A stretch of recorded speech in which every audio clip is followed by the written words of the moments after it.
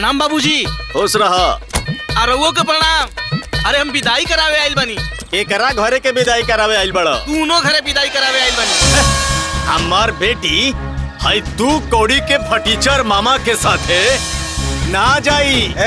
Driver साहब तू हो कान खोल के सुन ला, हमार भागिनी ये लोला खंटोला के बेटी के साथ ना जाई। अरे केकर बिटिया केकरा साथे जाई केकरा साथे ना जाई हमके का पता। हम मलकिन के फोन लगाओ तनी खुद क्लियर करी है। हाँ लगावा फोन। लगा लो फोन।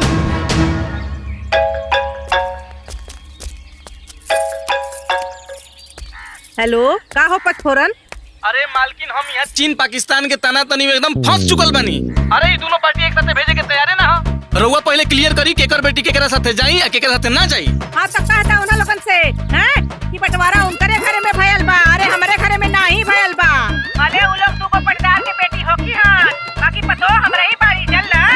कहता पटकोला खानदान के झूठा लोग से हैं इज्जत से लोग विदाई कर दे ना, तो जैसे दामाद लोग लेवे ना गई ना वैसे ही गाड़ियों हम वापस करा दे। नौटंकी करे लोग जा। हां कह दे। ठीक बस समझाओ तनी रुका। देखा मालकिन कहली है कि विदाई करावे के पता करावो ना तो हम अपन गाड़ी लेके जाता नहीं। चल जालिन नहीं हरे लोगन तो उन्हा लोगन का यहाँ आवे का मन ना करत। आवे द लोगन के आवे तक कुल चर्बी निकालब लोगन का। काहे से कि हम जानता नहीं तू एकदम लापरवाह हो। ध्यान से जइहा, एक के गाड़ी में जाए के बा, डरिया मत। हाँ हाँ टाइम टाइम से दवाई खात रहिया। हाँ बाबूजी समझाए भी इनका के हम सब समझा और सुनो उज्जरत मोरा सब पे एकदम ध्यान मत दी। ठीक नु तू अपन ख्याल रखी है और अचार ना भाई संगे भेज दी है। ए मामा तू यही जा रही है जइहा मत, काहे कि माहौल कुल ठीक नहीं के यही जा। हाँ तू गाड़ी में ख्याल से जइहा, सथवे जात हूँ। हे भगवान जे हमार बबीता बेटी के फुसला के गलत घर में बियाह करवा देलस उनकर ध्यान रउवे राखब। अरे एगो लड़ाकिन सास के घर में बियाह करा के हमर बेटी के जिंदगी बर्बाद कर देलस रे दादा। हे भगवान रउआ के त कुल बुझाता कुल देखता नहीं। अरे जे जैसन करी ओइसन भोगी। अरे जौने घर में हम अपन बिटिया के जुत्ती न जाए दी वही घर में हमार बिटिया के बियाह करा देलक। ई सब केहू के सजा दी है भगवान। का सजा दी है चाची? तू और तोहर भाई मिलके एकल ही सास के खुटा में हमके बांध देले लो। हाँ तू तो हमार बहन होके वही कलही के घर में हमार बियाह करवा देलू। काहे ना बंधवाई? हाँ तोहर माई तोहर मामा हमनी के जैसे धोखा देले वैसे धोखा हम दे देनी, जो जैसा उसको वैसा। ए बुझिया अपन माई के चाल चलन मत सी बुझाइल। हाँ काहे हमार चाल में कौन खराबी बा? अगर तू अपन भाई के हाँ में हाँ ना मिलाऊ तो हम अपन बबीता के बियाह घर में ना करती। अरे तोरे चलते हमार बेटी उ घर में गईली। अरे जी हम ऊपर झापर देख के हो में हम मिला देनी हो। ठीक बा भीतर के जानता कि सास कैसन बा ससुर कैसन बा ये करन दिखाता ई कुल। अरे राउर बेटवा सुरेंद्र और राउर भाई देखे गइल रहलन नु। अरे उनहु के ना बुझाइल और हमरा के और हमर भाई के दोषी मत बनाओ। ठीक बा राउर बिटिया है बबीतवा असरितवा के कुल पता रहल तब सब कुछ जान के समझ के हम मिलावलस हमर सोना जैसन बिटिया के बियाह बन लायक देवर से करवा देलस। काहे तहार मर्द आनहर रहे इनका ना सास ससुर अंदर बाहर सब पता करे के चाहत रहे। देखी कैसे बोलता रही। ए भौजी अब ढेर मुंह मत खुलवावो। हैं है तहार बेटी हमार बेटी के जीवन के साथ जवन कैले बियानु वो दुश्मन भी ना करी। ढेर ना आज जौन तोहार मेहरारू और तोहार सास जौन के लिए बियाऊ हैं केहू अपन परिवार के साथ ऐसा करेला का हो? बोला ए मामा तू तो मते बोला, तोरे से हमरा नफरते हो गइल बा। तो हमनी के कौन सा तोवन लोग से मोहब्बत हो गइल बा?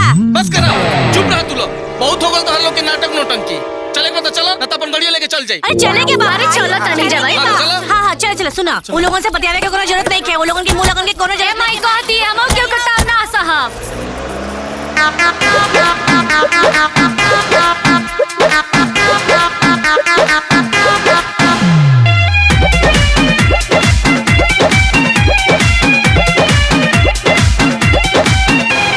छोड़ब नाही तोहरा के रे तू समनवा, चढ़ल उतार दे हम सब तोर मनवा। ज्यादा बकर बकर मत कर। ए चुप। अरे छोड़ब नाही तोहरा के रे तू समनवा, चढ़ल उतार दे हम सब तोर मनवा। अपन पावर बता दे आ तोके पानी पिया दे बुझले। तोहरा बोलिया से माथा सनक जाता, तोहरा बोलिया से माथा सनक जाता। तोके देख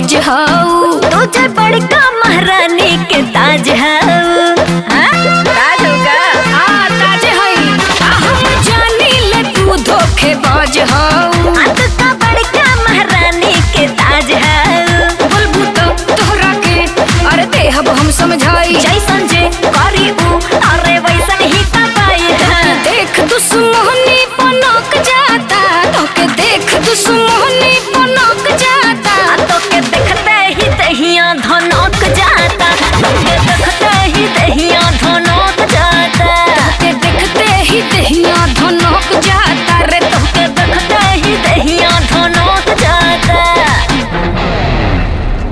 बड़ अपना आपके पापा के परी समझेली। आ गई नी महारानी लोगन लोढ़ा के तरह मुंह लेके अब रोज रोज यानी के थोबड़ा हमके देख चिल्ला ले के इंदिरा हासन के परी समझेली। अरे समझे नी ना पापा के परी रहे दी जब हम अपन नैहर से ससुरा के द्वार पे अकेले आ सकता नहीं तो अपन कमरा में भी चल जाए हमके राउर और राउर घर के तो ऐसा आना चाहिए। अरे जहाँ हमार जुत्ती आवे के रहे ना वहाँ हम बहु बोल के आ गई सटी मत हटे हमरा लगे से। अरे हम शान से जियल बनी शान से जिए।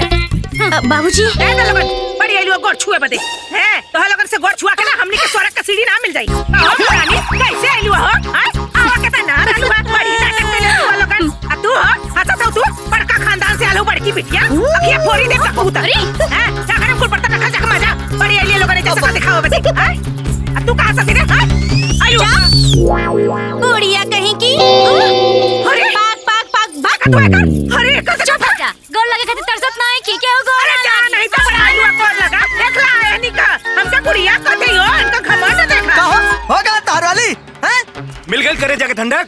अच्छा हो तोहनो लोगन के बोली और लगल का हो हां बड़ा मेहरी वाला हो गईला लोगन हो दादा।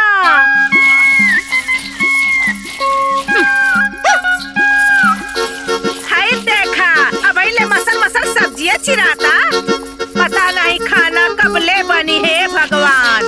अरे हमार तो किस्मते खराब रहल है बड़का लड़का कबिया भिख मंगा खड़े हो गई और छोटका कबिया बड़बोला खड़े हो गई। अरे हम अपना माई बाप के इज्जत जोगावत रहनिया न तो ऐसा ससुराल में कब्बो ना रहती लात मार के चल जाई। हे भगवान जिन जानी हमरा साथे धोखा कैली ना हमरा साथे घात कैली ना वो ऊपर पड़ो जे हमरा पे ऊपर डाले ना ओके माटी लाग जाओ और जे हमरा के भीख मंगा कहे वो भीख मंगा हो जाओ भीख मंगा। अरे तू हमरा के भिख मंगा खा लिया अरे तो हिम्मत कैसे भइल भिख मंगा कहे के अरे तोहनी के तो मुंहे लगा बेकार बा निर्लज बाड़ी सन बनाओ लोगन ठूठा ये दोनों के दोनों एकदम चढ़बाकी ने बाड़ी सन। हे भगवान जी राहुल सामने ये दोनों झूठ ना बोलिया यही खातिर मोबाइल में रिकॉर्डिंग लगा के रख देत पानी। हाँ अब एकनी के मन में का बानर हमरा के कुल पता चल गई।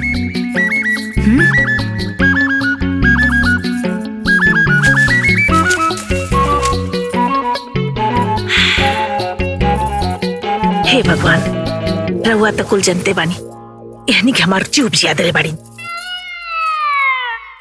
भगवान जी एकनी के उठा ली माँ दी एकनी के हम ना राउर के 21 रुपया के लड्डू चढ़ाए।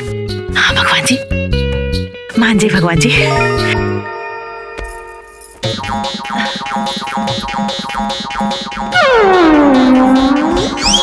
दादा हाँ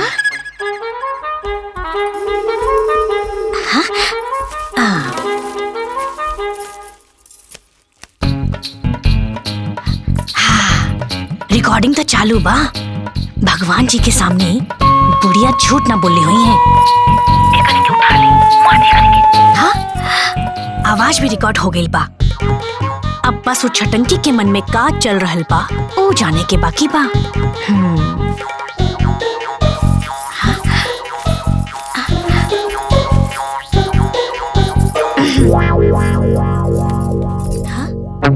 देखी भगवान जी वो बुढ़िया हमरा खातिर बेल पत्र नहीं खे रखले। वो दोनों जने ना हमार दुश्मन बाड़ी सन। भगवान जी वो दोनों के उठा ली। हाँ हम ना 31 रुपया के लड्डू चढ़ाए उठा ली। हाँ हाँ कृष्णा कृष्णा।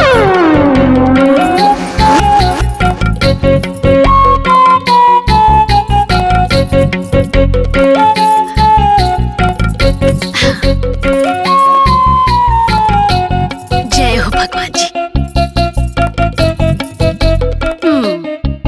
ये दोनों हमरा बारे में का सोचो तारी सन, सोच के प्रति सच्चाई अब ये मोबाइल में खुली। जय हो भगवान जी। हाँ? हाँ? हाय दूगो फूल। भगवान जी वो दोनों ना मोटकी या बुढ़िया हमरा के देख के ना थनकत तारी सन। हाय देखी ना दूगो फूल छोड़ले बाड़ी सन हमरा खातिर, पूजा करे खातिर। रउआ बताई ना हमरा पूजा कैसे करब? भगवान जी एगो काम करी, वो दोनों के ना मोटकी या बुढ़िया के ना मुआ दे। हम रउआ के ना 51 रुपए के ना लड्डू चढ़ाई। प्लीज भगवान जी मुआ दी। हाय सुनी अपना माई और भौजाई के करतूत। ले सुनी भगवान जी एक निके उठा ली, मुआ दे एक निके।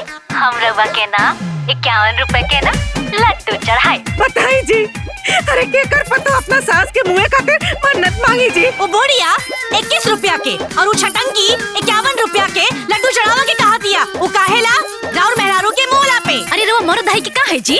अरे हमरे प्रति घर में का चल रहा बा, कुछ पता बा? हम कबो कुछ बोलने बानी केहू से कुछ कहले बानी। हमार मौला के इंतजार करता सब लोग। झगड़ा झंझट तक ठीक रहे, बाकी हमरा मेहरारू के मुआवे खातिर मन्नत मांगता लोग। ये बर्दाश्त से बाहर हो। ये बात के फैसला हो के रही और सब केहू के जवाब देवे के पड़ी। अब वो लोग के हम बताए जौन लोग 3-5 करत हुआ ना। तो रुक, वो लोग के हम बतावत हई। बाप भोला कहाँ बड़ा था रे? देखा बड़े बुलावत हुआ बाबूजी, आज कुल फैसला होइए जाई। जाई? कहाँ बड़े? निकल बाहर। जोरू के गुलाम बन के बड़ा था। क्या जोरू के गुलाम है? तू हवे और तोर भाई का बोला तड़ा हो? अब बोला।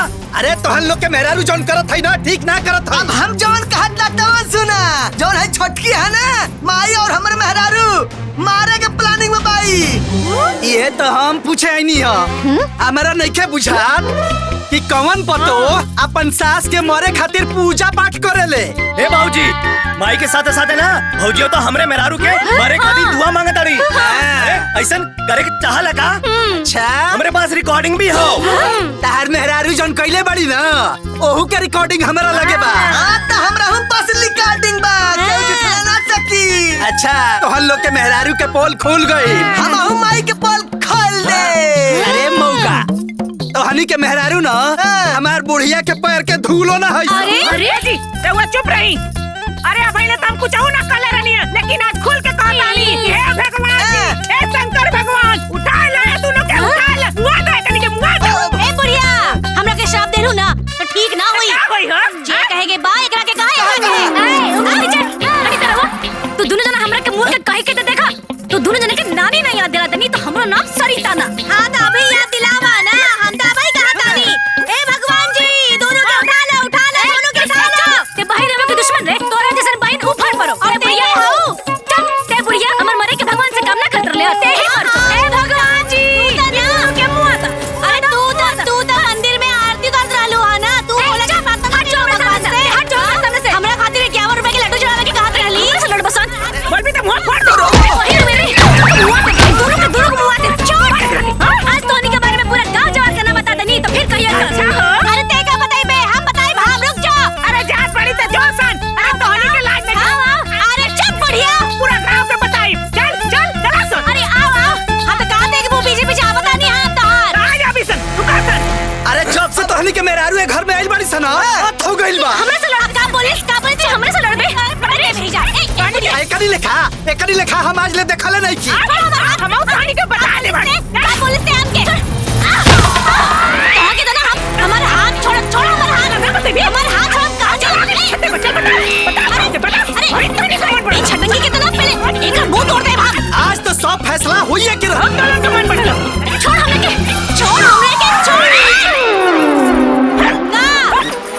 ना बोले सा हमरा के मरबे ते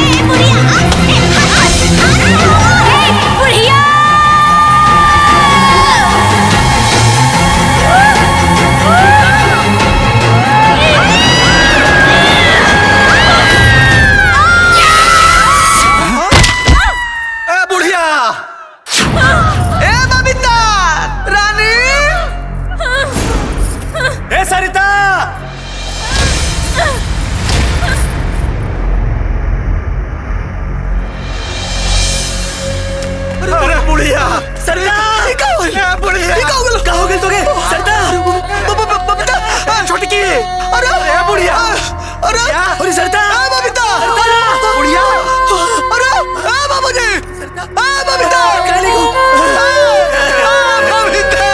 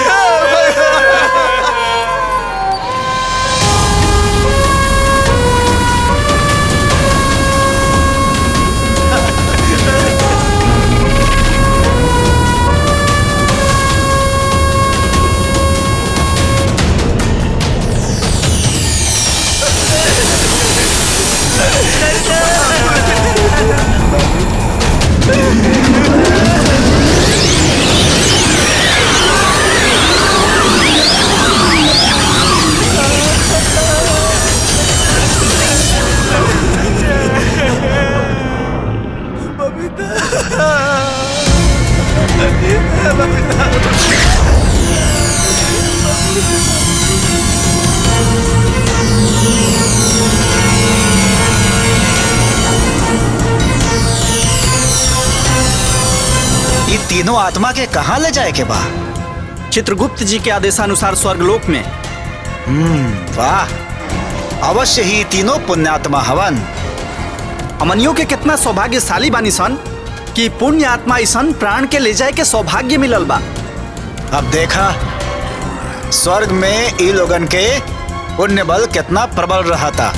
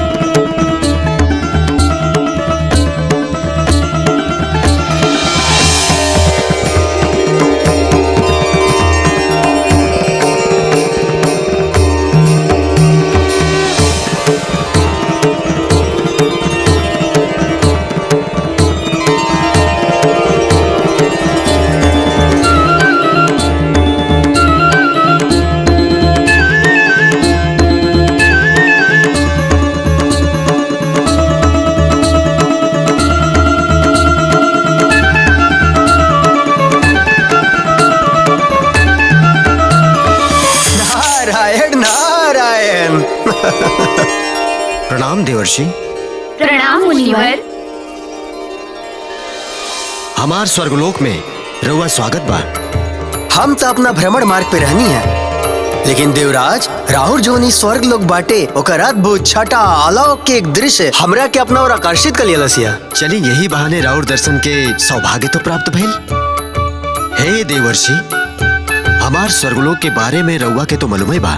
तीनों लोक में सबसे मनमोहक हमार स्वर्गलोक बा। वाह, यहाँ के पेड़ पौधे, नदी, तालाब, गीत संगीत, चारों तरफ पुष्प, इतना मनमोहक दृश्य।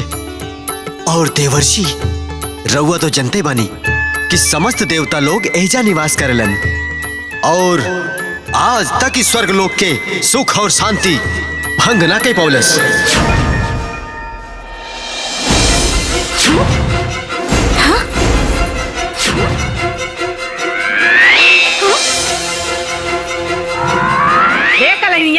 करे तोनी के हमरे घर में कौन सुख ना मिलल रे? आय बताओ सन। आय ए बुढ़िया, कौन सुख के बात करता रे? हाँ, 24 घंटा काच काच काच काच। हाँ, ना बोले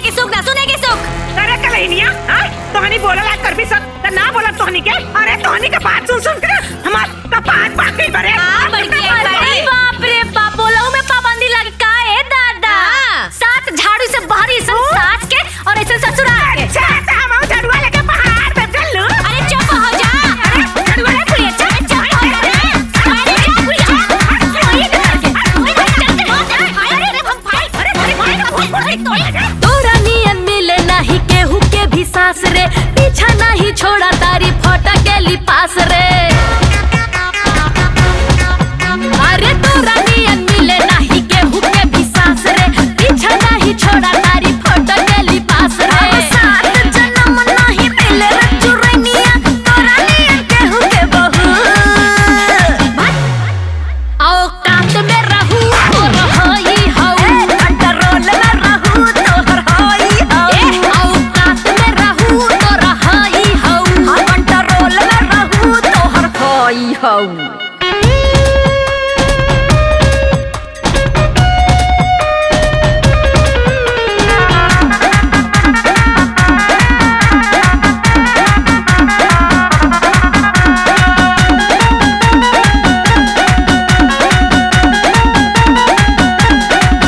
तोरा ला शरम ना बाटे, बोलिया कीड़ा जैसे काटे मोला छिनिया रे। तोहर बाप ठगो हरवा, हमर फूक देले घरवा कुला छिनिया रे। हमरा आगे आगे मुंह जाती खोला दीदा मारब की पसार जइबी। हमर धोखा से करावली पिया हवा हमार की बहार जइबी।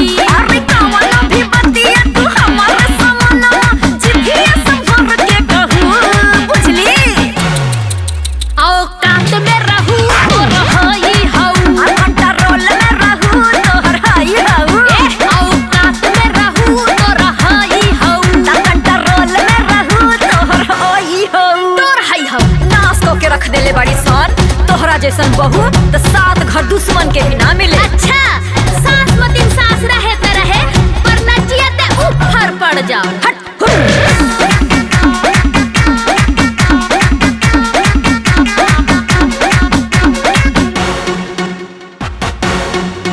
ए बुड़कुपली एही खैया मारब दाब के नटैया एही छानवा। तोरा चर्बी बाटे चढ़ल, तोरा बहुते बाटे बढ़ल, सुन मनवा।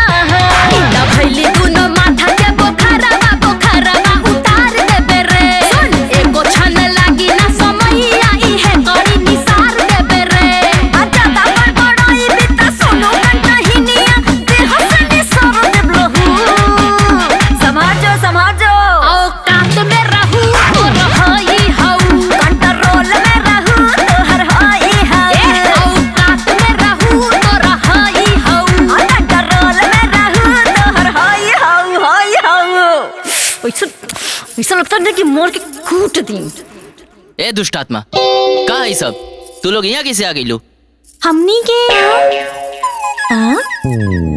हमनी के यहाँ हमनी के कैसे? यहाँ कैसे? ई कौन जगह है? स्वर्गलोक। हाँ? स्वर्गलोक? स्वर्गलोक? हाँ, माने हमने के ए रवा काहे रोता नहीं? अरे परेशान काहे होत बाड़ू? हाँ। मोनी तो मोनी, बाकी स्वर्गलोक तो आ गई नी। चलिए लोग कहाँ? देवराज इंद्र के समक्ष। अरे बाप रे बाप, अरे बाप रे कितना बढ़िया लागता स्वर्ग। अरे बाप रे। हाँ ये लोग क्या? देवराज इंद्र पधार रहल बानी। इंद्रदेव जी साकारं भुजगशयनं पद्मनाभं सुरेशं विश्वाकारं गगनसदृशं मेघवर्णं शुभांगं।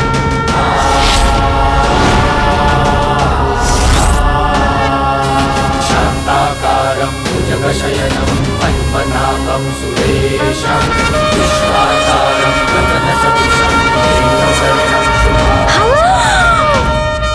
अरे बाप रे बाप, इंद्र भगवान जी। ओ पहले तो हम खाली पूजे पाठ में सुन ले रहनी हम,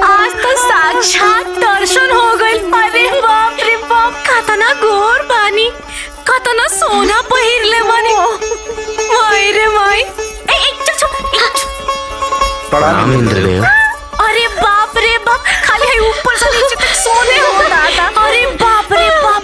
इंद्रदेव जी, इंद्रदेव जी, इंद्रदेव जी, प्रणाम इंद्रदेव जी।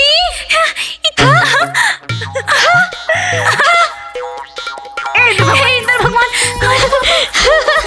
सुनी ना, बाकी रवा ना एगो काम बहुते गलत कह देनी जी। अरे का जरूरी रहल ब्राज में इतना बरखा बरसौला के? बेचारी कुल कितनी गाय सन बह गई। अरे यही से तो किशन भगवान अपन कानी अंगुरी पे वृंदावन पर्वत के उठा के इनका घमंड तोड़ दिले। यही से तो राहुल ना धरती पर ना मंदिर ना बनेला, पूजा होला। मूर्ख मानव, बंद करा अपन मूर्खता। अब रउआ कौन भगवान जी है जी? बताई बताई बोलिए। अग्निदेव। अग्निदेव, अग्निदेव।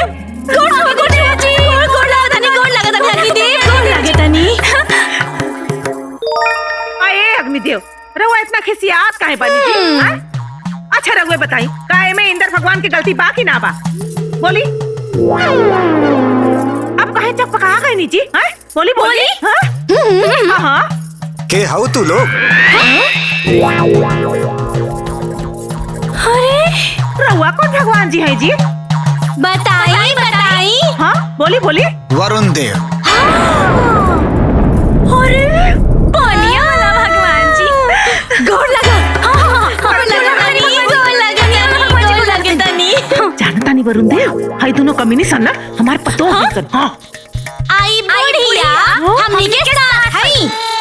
मृत्यु लोक में सास और बहू के रिश्ता ऐसने होखे लगा। अरे इंद्र देव, अरे नीमन रिश्ता खातिर ओ लायक पतो होता होके के चाहिए। सासू तो होए के चाहिए।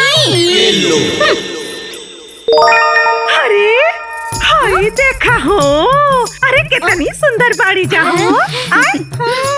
अरे रंभा जी, उर्वशी जी, मेनका जी, अरे बहुत सुंदर बाड़ू लोग हो।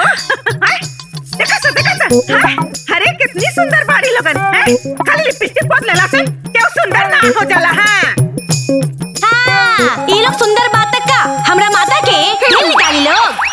अरे सुंदर वालो तो अपना घरे रहो लोग, हमनियों के ना अपना बजट में सुंदर है मानी जा। तब का दोनों लोगन के हर बात में आपस में लड़ाई, ये उपद्रव का है? अरे इंद्र भगवान जानता नहीं। अरे रउआ सुने ना तो जैसे हमार कपार हिल गइल बा, रउरो हिल जाई है। तो सुनाई ना। तुझे सुनाई और सुनी। देख लही भगवान जी, देख लही। अरे हमरा बोले से पहले यानी के करजा में आग लग गई है। और हाई बड़की के तो पूरा खानदान एक नंबर के छोटा। अरे हमार बेटा के ब्याह में 4 तोला के सिकड़ी तय रहे। जानता नहीं इंद्र भगवान, ये हवा होता है कुछ पलट के गई ना। हे भगवान, ये बुढ़िया तो झूठ बोले के कारखाना हो गई बाड़ी, सिकड़ी तय ना रहे। अच्छा तते इंद्र भगवान का क्रिया खा के तो कहते रहे हो क्रिया? खाली इंद्र भगवान के ना, पूरा देवता लोग के क्रिया खा के कहा तानी कि सिकड़ी तय ना रहे। ए बुढ़िया, ना तो हमार माँ इतना कुछ देले बाड़ी, एक सिकड़ी ना देती। बता इंद्र भगवान जी, अरे कमीनी के मामा हमार बियाह बुढ़िया के घर में करा के हमार जिंदगी बर्बाद कर देला है। ए इंद्र भगवान, ये हमार बहन होके हमरा मामा के बदला हमरा से लेहलस ई बुढ़िया के घर में बियाह करा के। ना तो हम ए बुढ़िया के घर में कब बियाह करके ना आईती, हमर जूती आई। जूती आई तो वह जूती उठा के ना तो तोरे माई बाबू के कपड़ा पर होड़ देती। कहा देता नहीं हमरा माई पर मत जाइया, मत जाइया, कहा देता नहीं तो मुंह फोड़ देता। शांत। हमरा के ई ना समझ में आवता कि तोहनी लोगन के स्वर्ग लोक में आगमन कैसे भइल? अरे इंद्र देव, अरे हमनी के तो इंसान बानी जा, इतना रहुए न बताए कि हमनी के एजा कैसे आनी जा। हाँ? ऐसा दानव प्रवृत्ति आत्मा स्वर्ग लोक में रहे के लायक नहीं खे। यमदेव के हमरा समक्ष उपस्थित कैल जाओ।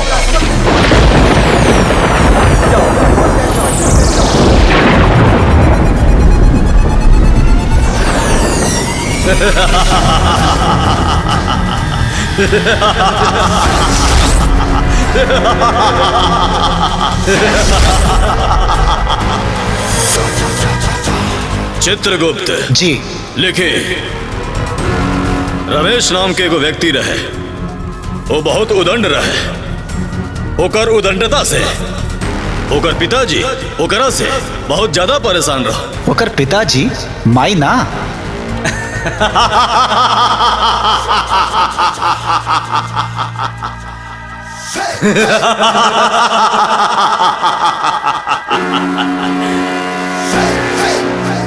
चित्रगुप्त, तू तो कितना बड़ा नटखट बड़ा।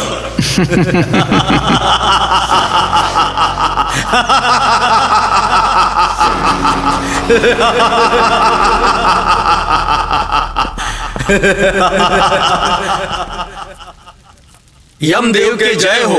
यमलोक में तुहार स्वागत बा मातली जी। बहुत बहुत धन्यवाद यमदेव जी। एजा आवे के प्रयोजन बतावा। देवराज इंद्र जी रुआ के यथाशीघ्र बुलावले बानी प्रभु।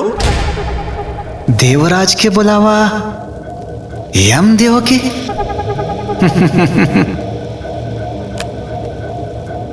सुन के चित्त प्रसन्न हो गए।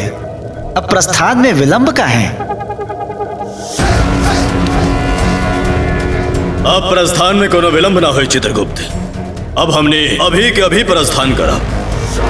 जवन आज्ञा यमदेव जी। इंद्रदेव के द्वारा राहुरी निमंत्रण के बारे में सोच के हमारा मन में बहुत कौतूहल होता। ये कौतूहल के कारण लागा था कि इंद्रासन में रवो आसन लागी। इंद्रदेव के समस्त देवगढ़ में रवो गिनती हुई प्रभु।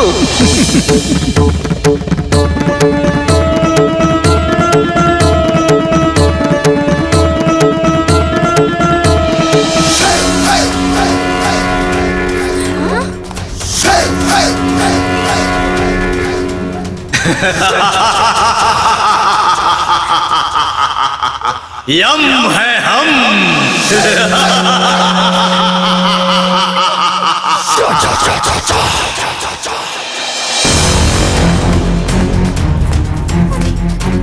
प्रणाम यमदेव। देवराज इंद्र के प्रणाम।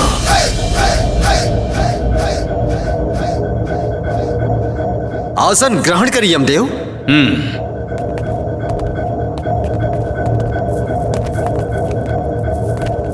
देवराज इंद्र, हमारा के देवलोक में बुलावे के कारण हमरा स्वर्ग लोक में विपदा पड़ल बा यमदेव। विपदा?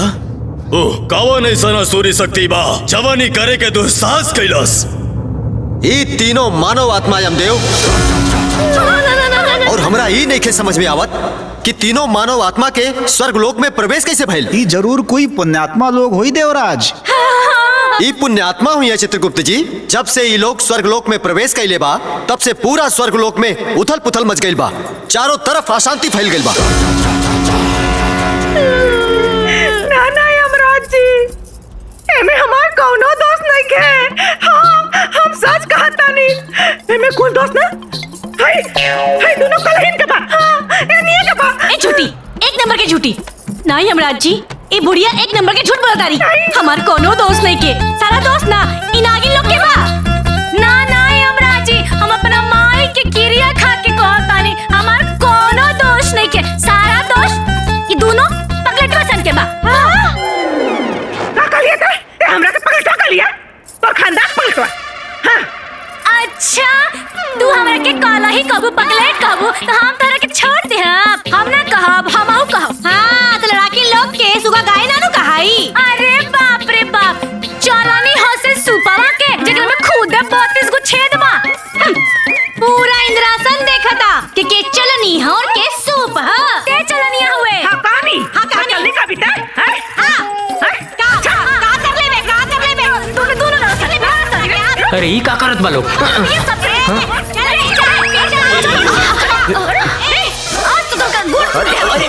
अरे सब कहाँ है बा? अरे रुका इन लोग के। अरे ई का हो रहा बा? अरे कोई रोका इन लोग के। नारायण नारायण। देवराज, आपके स्वर्ग लोक में तो अत्यधिक शांति बाटे। आज टोनी के सिखा के। आज टोनी के मुंह तोड़ दे। हमरा समझ तू लजी है। काट दनी।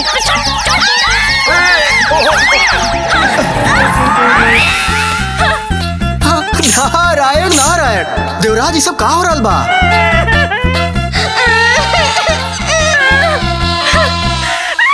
अरे हटी यहाँ से।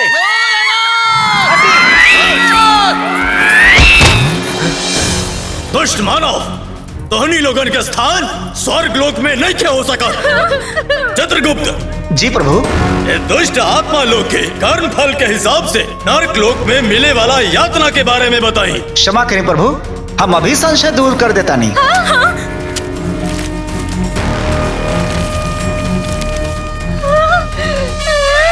लेखा मिल गई प्रभु। कर्म फल के हिसाब से इन लोगन के स्थान नरक में बा। इन लोगन के यहाँ आगमन कैसे हो गए चित्रगुप्त जी? भूलवश देव। यथाशीघ्र तीनों के नरक लोक में भेज दिया जाए। दुष्ट आत्मा के कर्म फल के हिसाब से नरक लोक में मिले वाला यातना देख के बताएं। जी प्रभु। प्रथम आत्मा राशि नाम चमेली, पुकार नाम सुथनी देवी, संबंध सास, कर्म फल के सूची, दोनों बहू के सतावल, मन में दोनों के प्रति दुर्भावना राखल, स्वभाव में कर्कशा, विचार निम्न कोटि के, इनकरा के अत्यंत गरम तेल में तले के यातना दिलाई।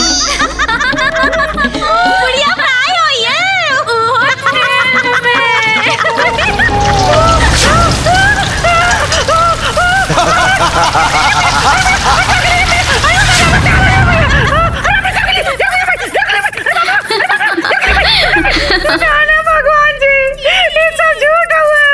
हम क्यों के नहीं कर सतावले बाड़ी? नहीं, झूठ बोलत दिया। हमरा के बहुत सतावले बाड़ी, हमरा माई के बहुत गरियोले बाड़ी। हाँ यमराज जी, ई झूठ बोलत तारी। हमरो के सतावले बाड़ी, हमरो के गरियोले बाड़ी। बुढ़िया अरे कमीली, तेरे घर को बिता।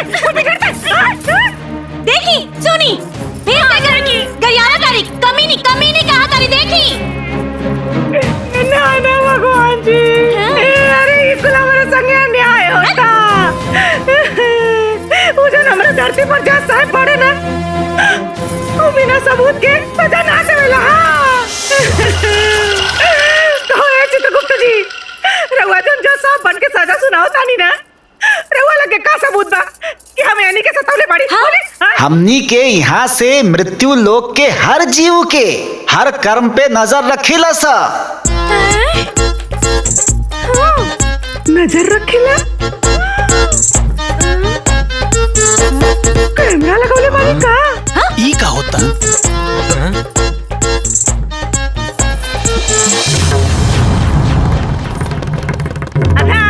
देखो मोबाइल तो हाईलाइट नहीं के?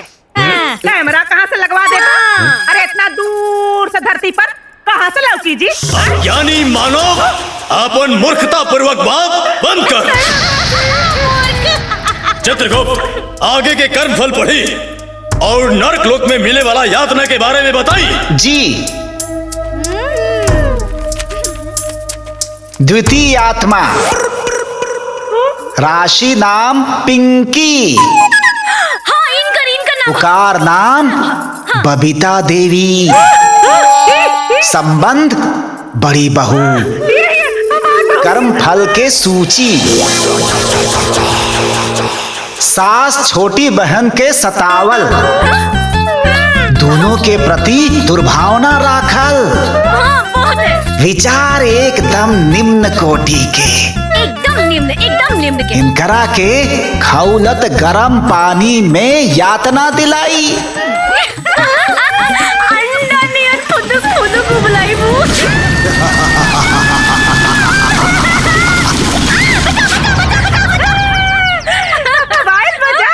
आयल मजा अंडा नियन। ना भगवान जी, ऐसे ना चली। हम तो ये बुढ़िया से एगो गलत काम कैले बानी।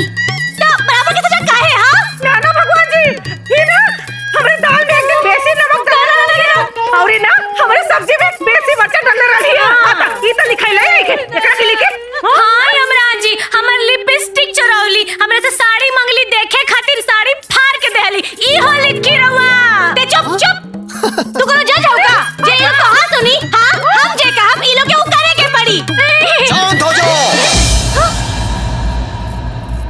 जीवन के कर्म के लेखा जोखा रखे के उत्तरदायित्व सिर्फ चित्रगुप्त जी के हाँ।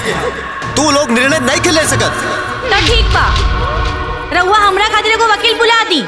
अब उहे हमरा तरफ से बहस करी। असंभव। चित्रगुप्त जी अमदेव। अगला यातना के कर्म फल के हिसाब से ओके नरक लोक के यातना बताई। जी प्रभु। तृतीय आत्मा, राशि नाम सुगनी, पुकार नाम सरिता देवी, संबंध छोटी बहू, कर्म फल के सूची सास और बड़ी बहन के साथ दुर्व्यवहार, अति घमंड, मन में दुर्भावना, विचार अति निम्न, ए जीवात्मा के जिंदा आग पर भूने के यातना दिलाई।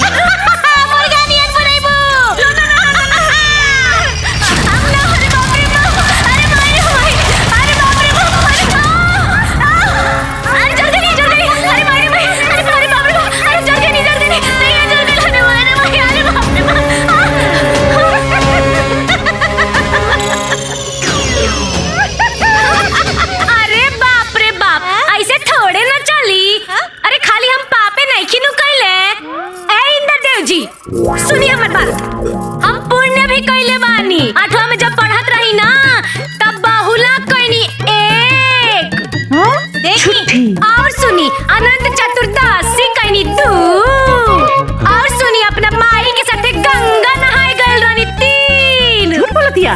इतने ना, ब्याह के बाद ना हर साल तीज करत रही। 4 गो पाप और 4 गो पुण्य। 4 में से 4 गए। हाँ, 4 में से 4 घटा दी, बचल 0।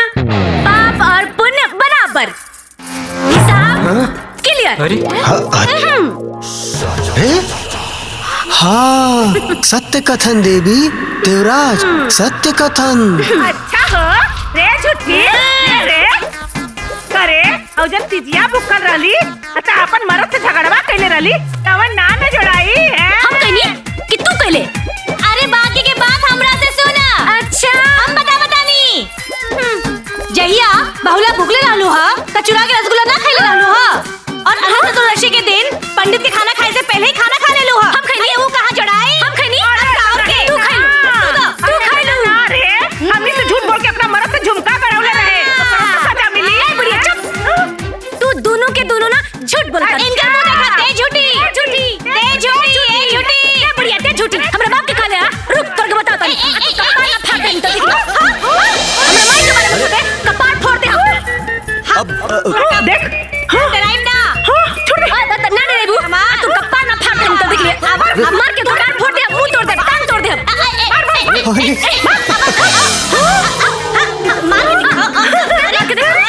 अरे का हो रहल बा? अरे के रोकी इनके।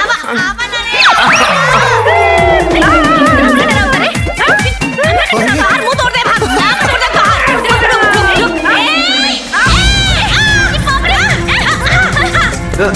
ते हमरा कमर पे मार के मुआये दे। ते आओ अरे ते आवा ना। काले ऊपर ये है तो लगन का हे वरुण दे हटा हम चढ़ हटा। अरे आवा ना। ओ तावा अरे चुप, बड़की आइल बाड़ी बर्फ का बर्फ फूटे। आवा हमरा लगे वरुण देव के अस्त्र चीर दे त हमरा लगे वायु देव के हथियार बा मार के कपारे फाड़ दे। अब तोहर हमारे हाथ में चंदर देव का हथियार बा। नारायण नारायण प्रभु। अरे आवा ना आवा। अरे ते आवा छोड़ दे बड़ कपड़ के मुंह तोड़ दे। शांत हो जाइए, शांत हो जाइए।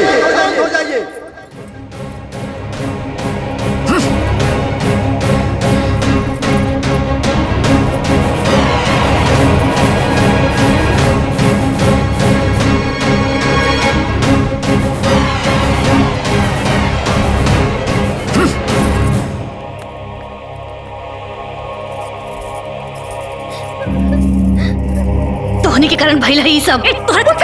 तोहनी के कारण बंदी बना लाई लोग के।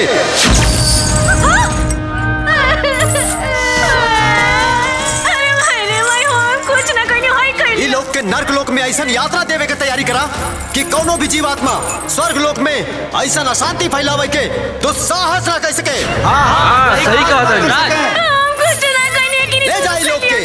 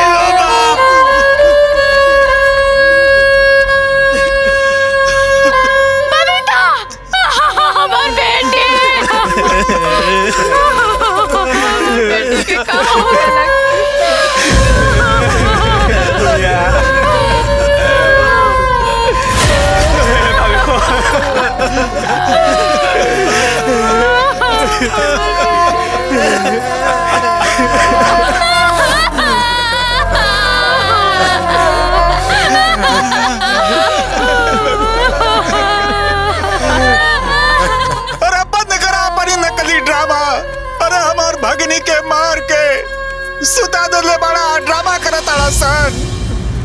हमरा बेटी के खा गई लेते हैं? ना छोड़ब, केहू के ना छोड़ब। हम पुलिस के बुला के ले आए, सबके जेल करा दे, सबके फांसी लगवा दे बाप। हाँ।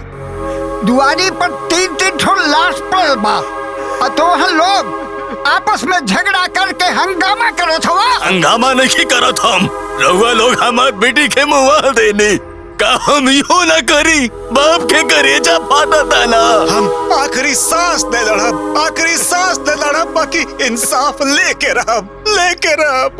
अरे ये तीनों के मौत में परिवार के कोनो गलती नहीं खे। अरे छोड़ा। अरे कैसे नहीं के गलती? आखिर 3-3 को मौत एक साथ कैसे हो सकता? ये तीनों झगड़ा करत करत छत से गिर के मरली हई, हम अपने आँखें से देखली हई। छत पर से गिर के मर जाई हंसन, इस षड्यंत्र ना हता का। ये लोगन के झगड़ा से पूरा गांव परेशान रहल हो, सब जानत बा। समझ गईला, कुछ बतावे के जरूरत नहीं बा। अरे सुनी, मृत शरीर के बहुत देर तक ना रोक करके रखे के चाहिए। अब एकरे क्रिया कर्म के तैयारी करी। चली रोई ना।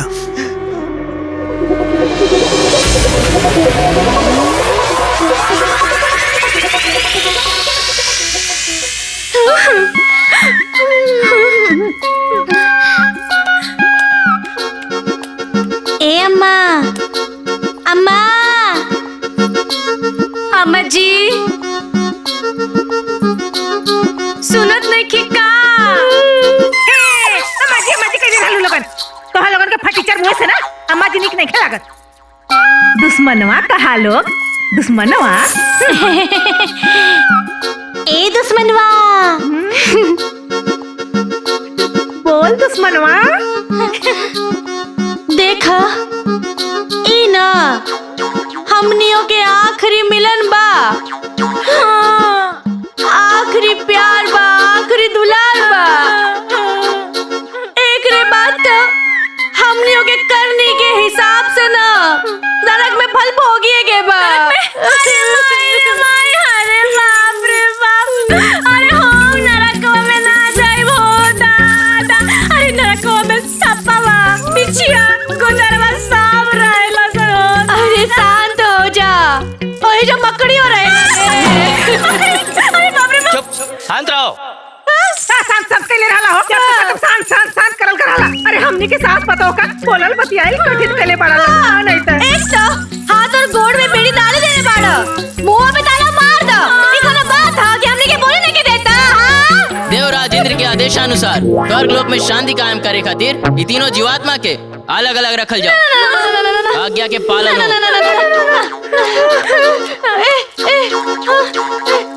ए दुश्मनवा, बोल दुश्मन। अरे भाई हमनी के अपना में एकता बना के नु रखे के बा। अगर ये हमनी के सास बहू के अलग अलग कर दिया सन तो हमनी के सास बहू के पार्टी कमजोर ना हो जाए। ऐसे कहता नहीं माफी मांग लेवे के। हे स्वर्ग लोक के देवता महादेवता लोग हमनी के चिलम चिल्ली ना करब राई मां शरणागतम।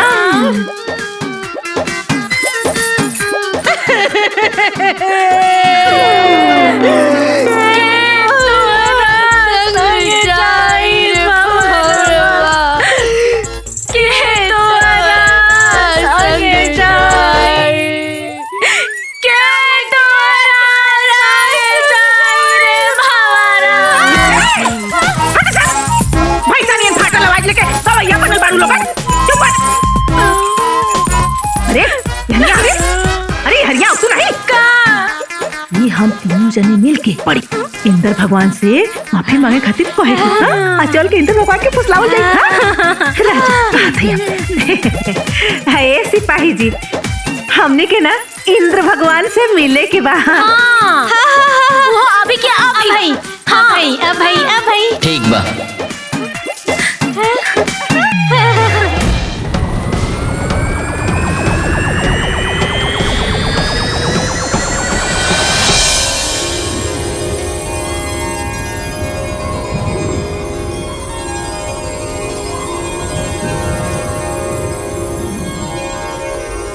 चलो बाप रे बाप। प्रणाम। इंद्रदेव कहाँ बानी? भंवर लोक में बानी। चलिए।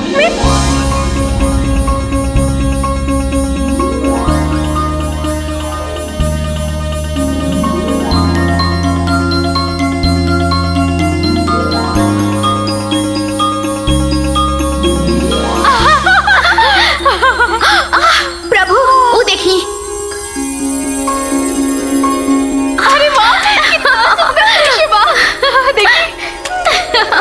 आई। देवराज इंद्र की जय हो। इंद्रदेव की जय हो। यहाँ पे ई लोगन के आवे के का उद्देश्य बा मातली? प्रभु ई लोग और दर्शनाभिलाषी है। तुम्ही हो माता पिता, तुम्ही हो बंधु सखा, तुम्ही हो नैया, तुम्ही खेवैया, हम है याचक दाता, तुम्ही हो। का बात बा मानव?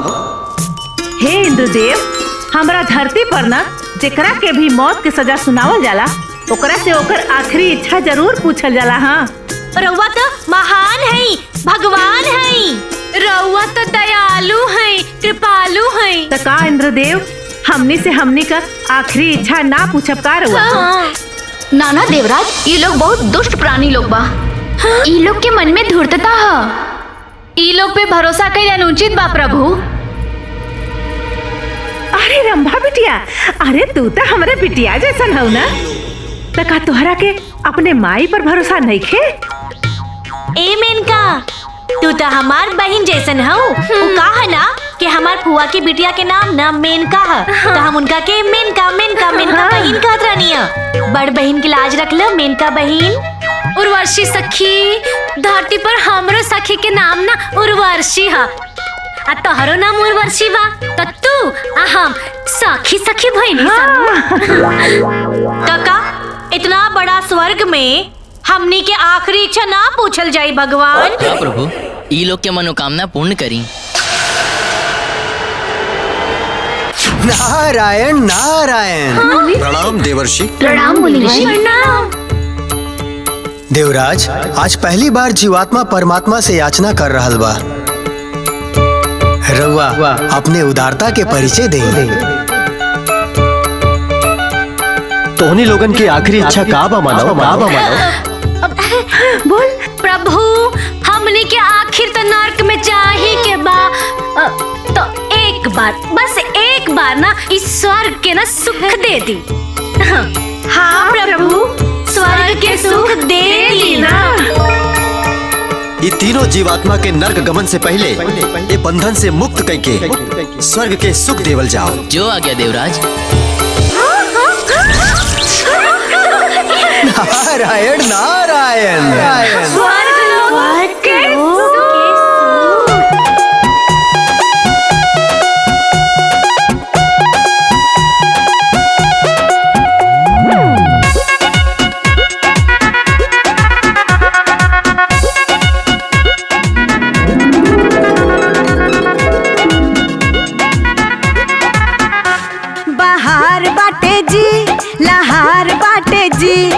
स्वर्ग के आगे धरती बेकार बाटे जी।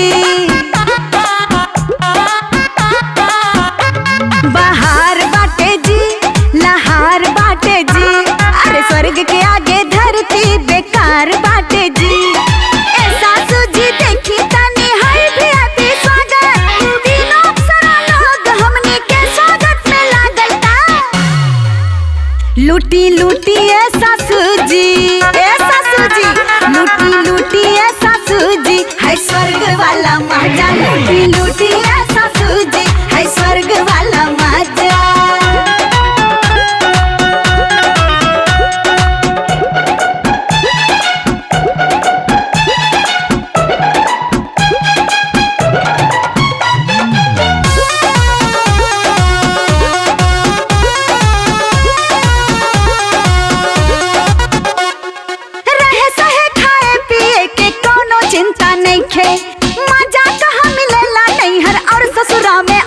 सिस्टम स्वर्ग वाला जी सब ठीक लागता। आदर भाव देख के बड़ा नीक लागता। स्वर्ग में अब रहे के लगाई तनी आदत। तीनों अप्सरा लोग हमनी के स्वागत में लागता। लूटी लूटी ऐसा सूझी लूटी लूटी ऐसा सूझी है स्वर्ग वाला मजा। लूटी लूटी ऐसा सूझी है स्वर्ग वाला मजा।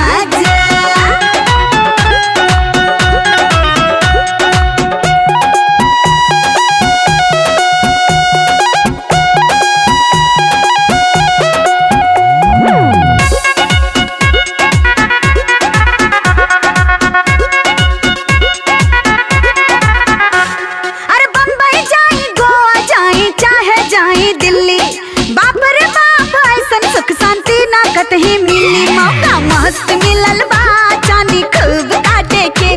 कूद कूद के खुशी से अब हमनी के नाचे के। खूब उठाई मजा अपन कुछ हो नहीं खेलागत। तीनों अप्सरा लोग हमनी के स्वागत में लागल ता। लूटी लूटी ऐसा सूझी, लूटी लूटी लूटी लूटी ऐसा सूझी है स्वर्ग वाला मजा। लूटी लूटी ऐसा सूझी है स्वर्ग वाला मजा।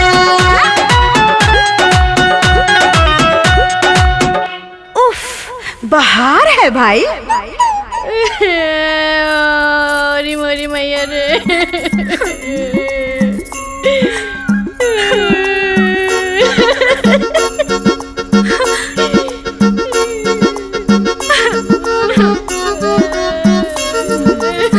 अब तो हनी फटीचर नियन मुंह बना के का बैठल बाड़ी रे।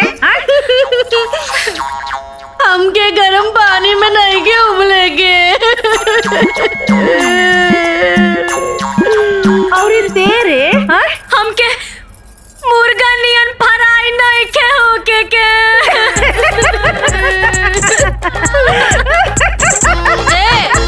पगला गल बड़ी का। ए बुढ़ियो ढेर हंसा जान। तू फराई हो तेले में। हाँ हंसला हंसला। अरे आप क्यों फ्राई उराई ना हो यहाँ। काहे यमराज तो आप रिश्तेदार बड़े का।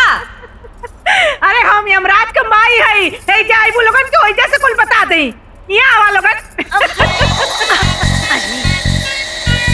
बोल इधर कर लियो। हाँ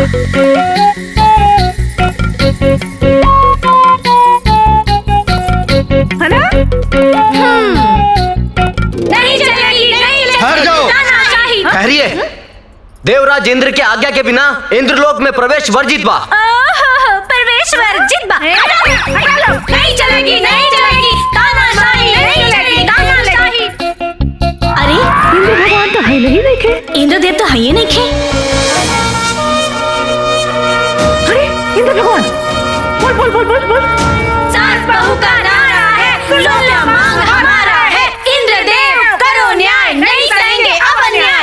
अभी हंगामा काहे होता? ऐसे कि स्वर्ग लोक पे हमनी के साथे अन्याय होता। नहीं सहेंगे, नहीं सहेंगे, नहीं सहेंगे, नहीं सहेंगे। स्वर्ग लोक में अन्याय असंभव। तोहनी लोगन के तो नर्क लोक में होके के चाहिए। काहे जी? हमने लोगन के नर्क लोक में काहे होके के चाहिए? काहे कि तोहनी लोगन के स्थान नर्क लोक में रहे। अच्छा, तो हमने के एजे काहे के लेवल गए? हाँ। बोली बोली। ये चित्रगुप्त जी के त्रुटि से भइल बा। बनी रहुआ असली पॉइंट पे। तो जब गलती चित्रगुप्त जी के बा, तो हमनी के सजा काहे मिली? बोली बोली। हम तीनों जने सोच विचार करके फैसला कैले हई कि हमनी के नर्क लोक नहीं जाए के।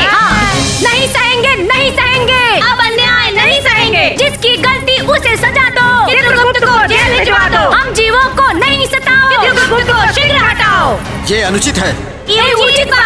अरे तू लोग तो स्वार्थी जीव बाड़ा। हमनी के देवराज इंद्र से विनती करके तोहनी लोगन के स्वर्ग लोक के सुख देनी सन, परंतु तू लोग आज दानव के जैसन हमनी के साथ छल कैलू। अरे रूपवती, और जन हमनी लोगन के संगे होता रउआ लोगन के नहीं लौकत बा का? अरे जे जौन करी उहे नु भरी। एहो उर्वशी, हमनी के स्वार्थी कहतारू।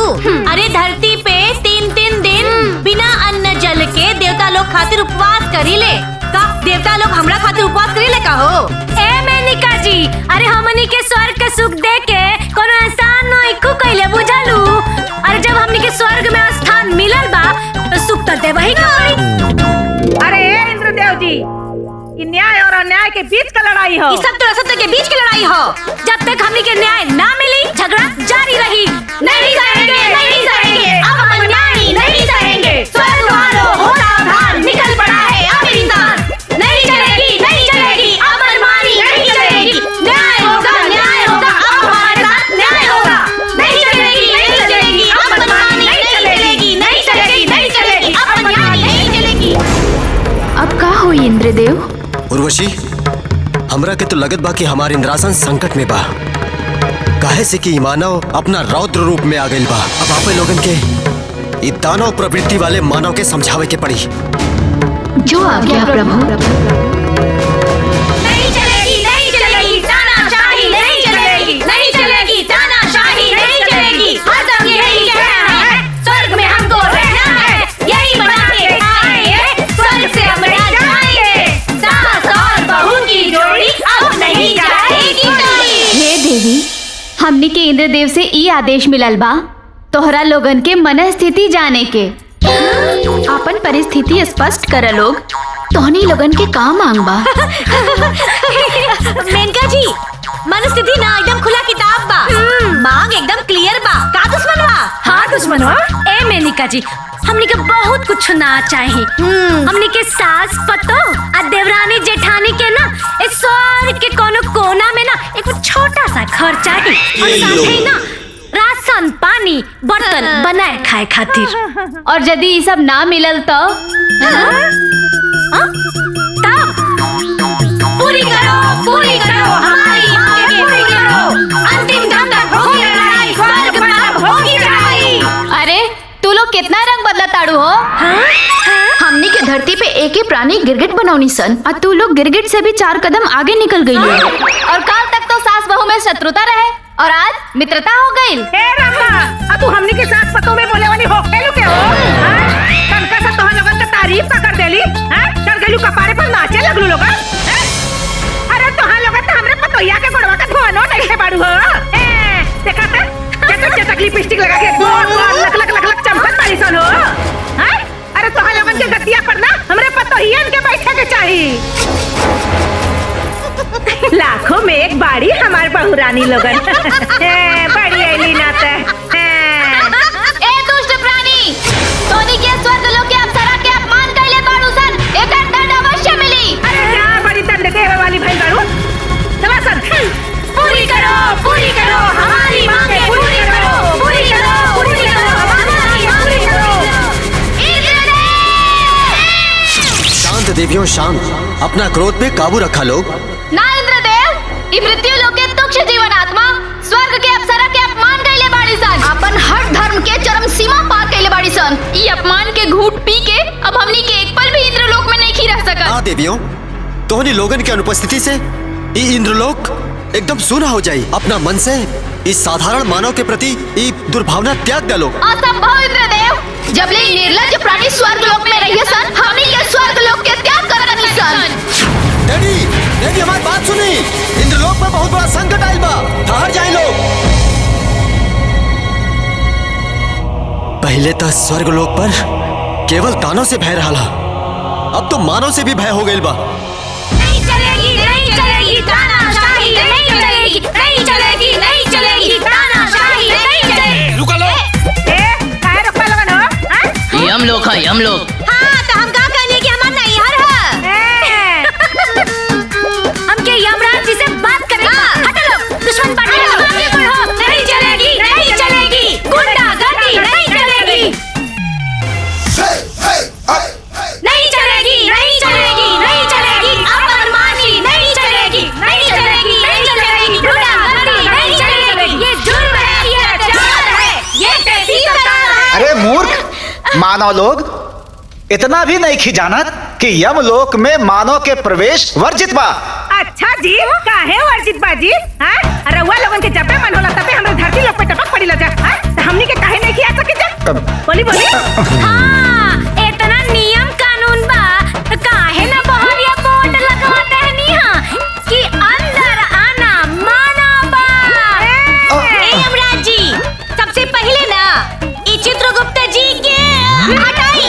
वो कहा कि तारा लफड़ा के जड़ बा ना इहे रानी, और सगरो काम ना इनका वजह से ही गड़बड़ाइल बा। चित्रगुप्त जी गद्दी छोड़ो, गद्दी छोड़ो, गद्दी छोड़ो, गद्दी छोड़ो। चित्रगुप्त जी इस्तीफा दो, इस्तीफा दो, इस्तीफा दो, इस्तीफा दो, इस्तीफा दो। चित्रगुप्त को रिटायर करो, रिटायर करो, रिटायर करो, रिटायर करो, रिटायर करो, रिटायर। अब अगर तू लोग और हुड़दंग मचैलू तो तोहनी के नरक के कठोर से कठोर यातना दिहल जाई।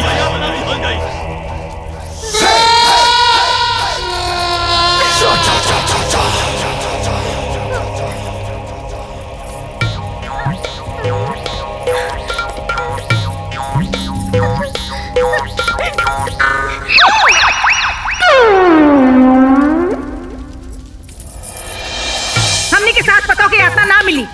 यातना ना ये चित्रगुप्त में मिले के चाहिए। हाँ, का यमराज जी?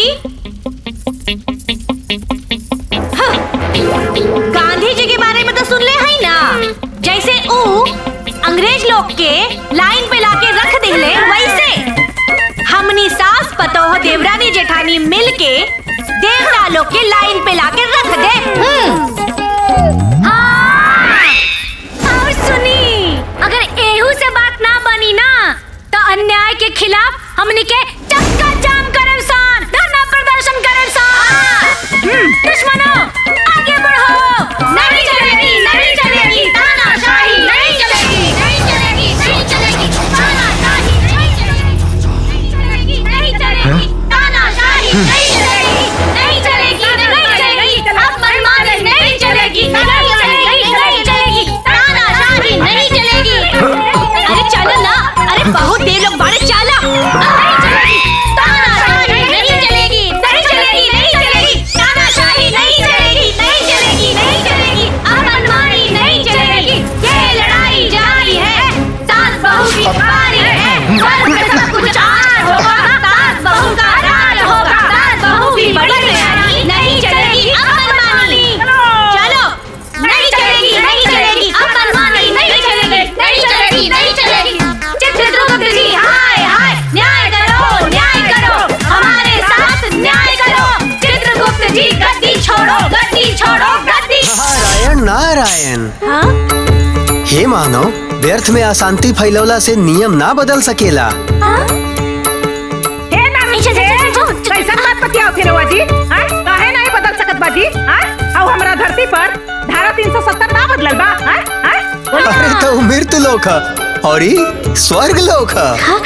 ए नारद जी, रउआ तो एने के बाद ओने करबे करी लेना। हाँ हाँ, देवता लोग के समझाई ना कि हमने के बात मान ले।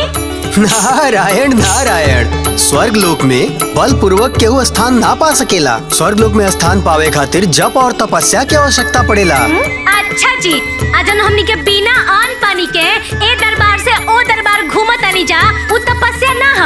हाँ, तब का हम अपन धरती छोड़ के एजा आइल बानी, इतिहास से कोनो कम बाका। अब और कितना चाहिए जी?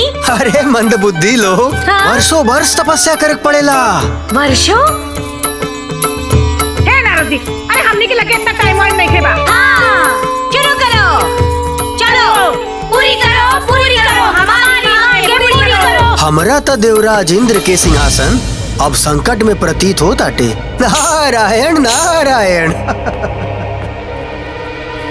हे देवराज, ये तीनों जीवात्मा तो स्वर्ग लोक खातिर चिंता के विषय बन गए बाड़ी सब। हाँ देवराज, हम तो कहा था नहीं वो लोग के दंडित कइल जाओ। अपना क्रोध पे काबू कर अग्निदेव। वो मानव लोग है, दानव ना। बाकी मानव लोग के कर्म था दानव से भी निम्न स्तर के बात देवराज। चंद्रदेव बिल्कुल सत्य कहत बानी देवराज। हमनी के देवता ना मृत्यु लोग के मानव समझ ले वालो। नारायण नारायण नारायण। प्रणाम देवर्षि। वायुदेव के कथन पूर्णतः सत्य बाटे। हाँ, हमरा भी ये लोग से मिलके ये आभास भइल बाटे। आपके का विचार बा देवर्षि? देवराज इंद्र, रहुआ कुछ करी ना तो महत्वाकांक्षी लोग के महत्वाकांक्षा इस स्वर्ग लोग के पूरा न्यू हिला दी। हाँ, कुछ करी देवराज, कुछ करी। ऐसा बात तो ठीक बा। आप सब वो तीनों मानव आत्मा के अपना शक्ति के प्रभाव से ओकनी के मन और मस्तिष्क में भय पैदा करी, ताकि ओकनी के आसानी से नरक लोक में भेजल जा सके। जौन आ गया देवराज।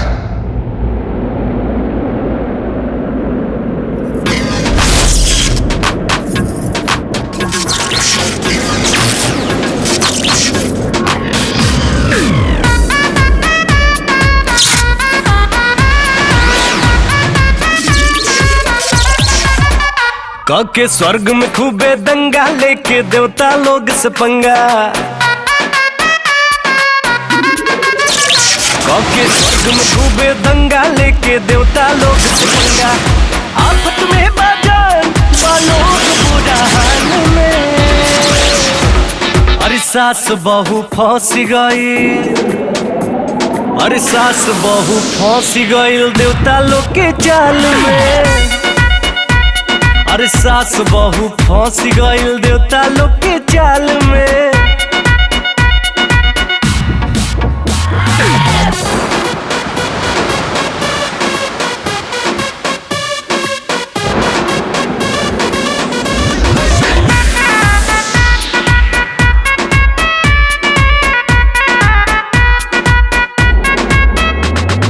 फेल बाटे आज सब न बाटे तैयारी। सास बहू के ऊपर आज देवता लोग बा भारी। स्वर्ग लोग पड़ गइल फड़ा में। सास बहू बाटे लोग खतरा में। लागल सब देवता लोग कमाल में धमाल में। अरे सास बहू फंस गइल अरे सास बहू फंस गइल देवता लोग के चाल में। सास बहू फंस गइल देवता लोग के चाल में। ए सासू जी, अरे बोल पतोहिया बोल। देवता लोग बाजी मारी का, सास पतोहिया अब हारी का। अरे ना रे पतोहिया, ई बात पूरा स्वर्ग लोक पर चार होई। आ सास पतोह से देवता लोग के हार होई। कैसे जी ओ कैसे जी? जे आफत से दूर भगावे पवन सूत ऊ नाम कहावे। अरे हाँ जी, बोले बोले बजरंग बली की जय। संकट कटाए मिटाए सब पीरा, जो सुमरे हनुमत बलबीरा। जय सिया राम जय जय सिया राम, जय हनुमान जय जय हनुमान। संकट कटाए मिटाए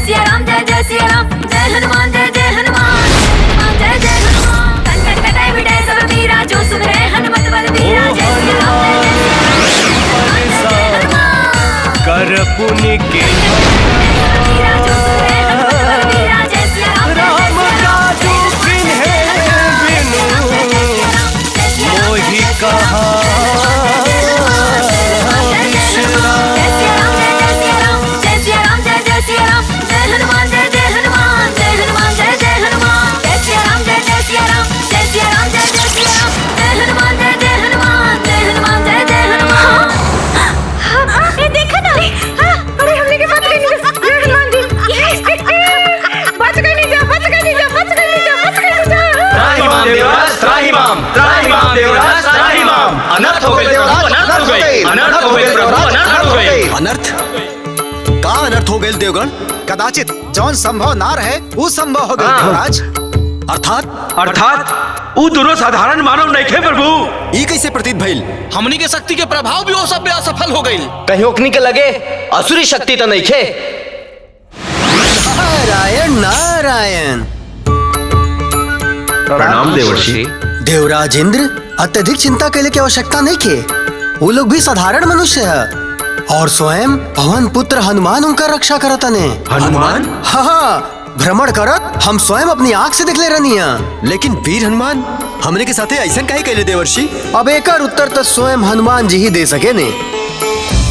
महावीर हनुमान के हमार बुलावा भेजल जाओ और हाँ, वो तीनों मानव के हमरे समक्ष उपस्थित किया जाओ। जय श्री राम।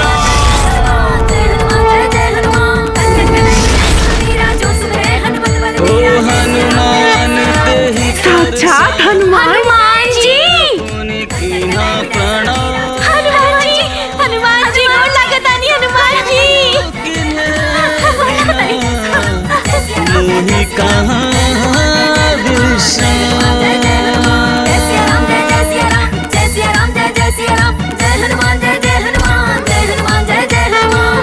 सब देवगण के श्री राम भक्त हनुमान के प्रणाम।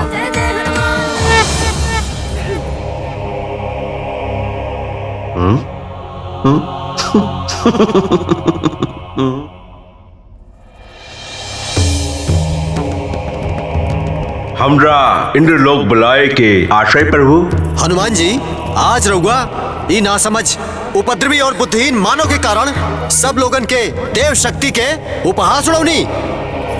अरे जवान उत्पाती मानव स्वर्ग लोक के शांति के अशांति में बदल देहलस, ओकरी के रक्षा करता नहीं। नहीं भगवान जी। जौन धूर्त मानव मिथ्या पे मिथ्या बोल ली सा, ओहनी के रक्षा कहीं नहीं।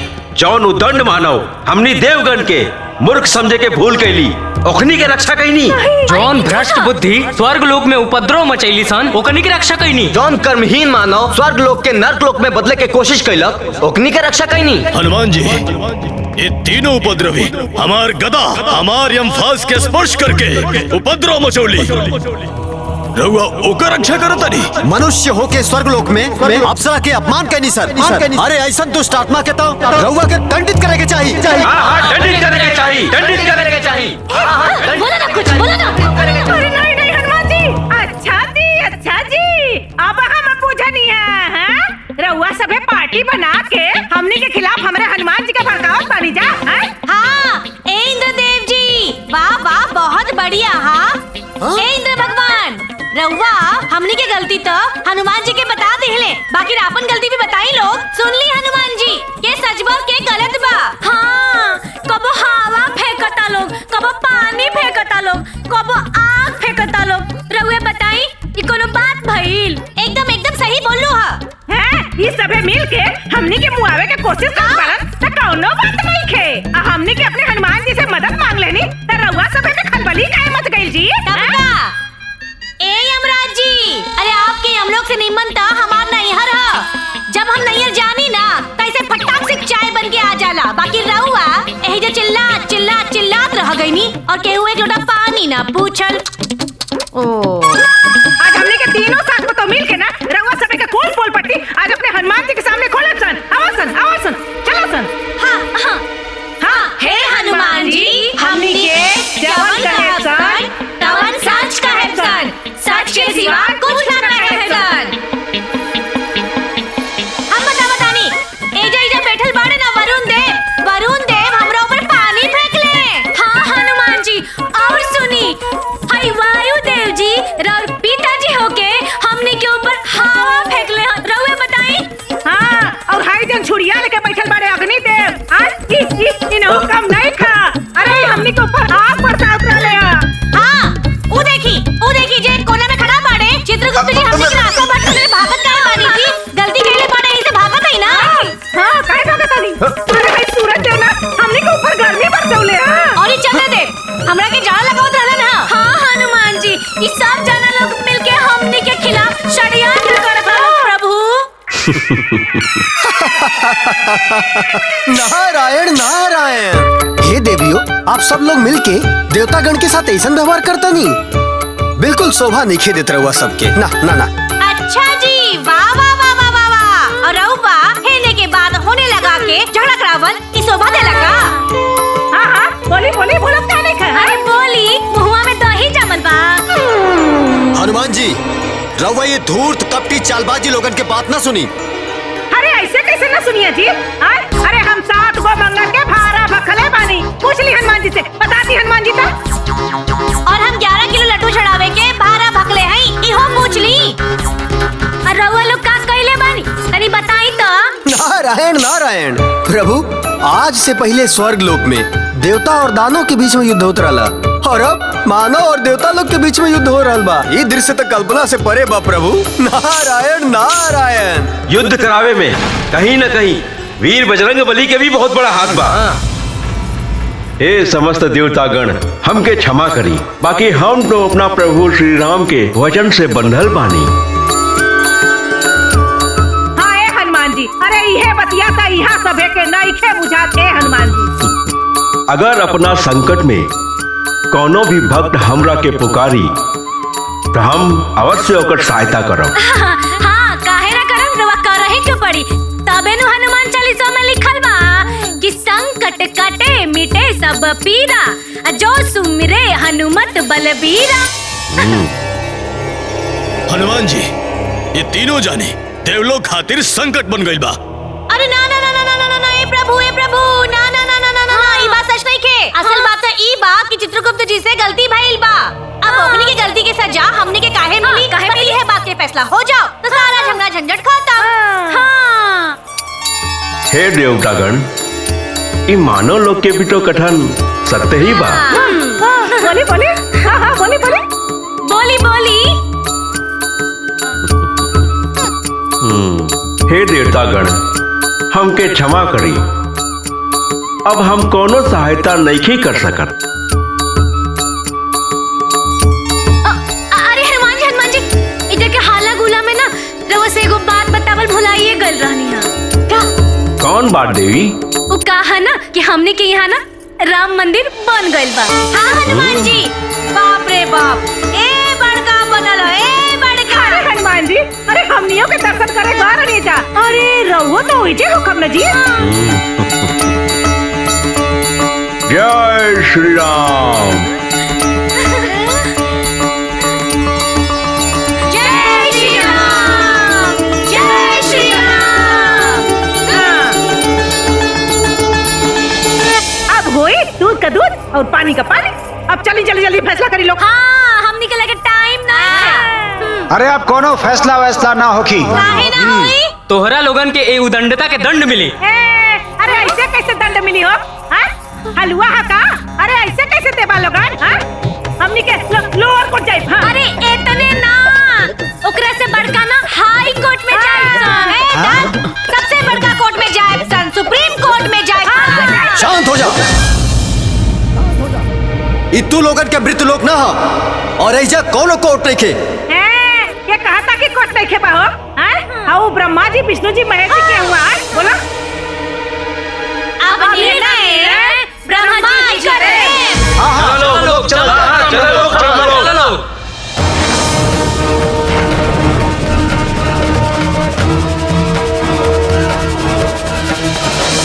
ओम ब्रह्मणे नमः।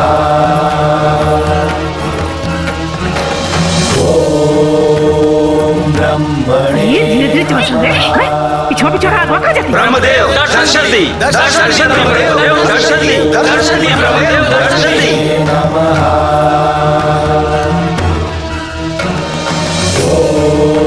ओम ब्रह्मणे नमः। ओम नमो विशुद्धचेतसे स्वरूप रूपाय सहस्रबाहवे सहस्रश्री प्रभवाय वेधसे विशाल देहाय विशुद्ध कर्मणे।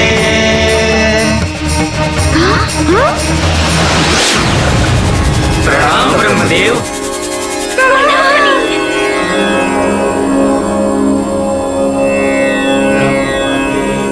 का बात बा देवगण, मुखमंडल पर चिंता का है? हे परमपिता, ये तीनों मानव आत्मा स्वर्ग लोक में आकर के एक मिनट पहले रउआ लोग ही बताई कि रउआ लोग ब्रह्मा जी से का कनिया हमने क्या कुछ समझ में ना आयल। हाँ तुका तुका बोल के ब्रह्मा जी के अपन पार्टी में ले ले लोग तो सारा काम गड़बड़ा जाए ना। हाँ यही से पहले रउआ लोग ये बताई कि ब्रह्मा जी से का बोलनी है तब बात आगे बढ़ी। हाँ। नारायण नारायण, अरे हमनी के ब्रह्मदेव की स्तुति कहनी है जमानो।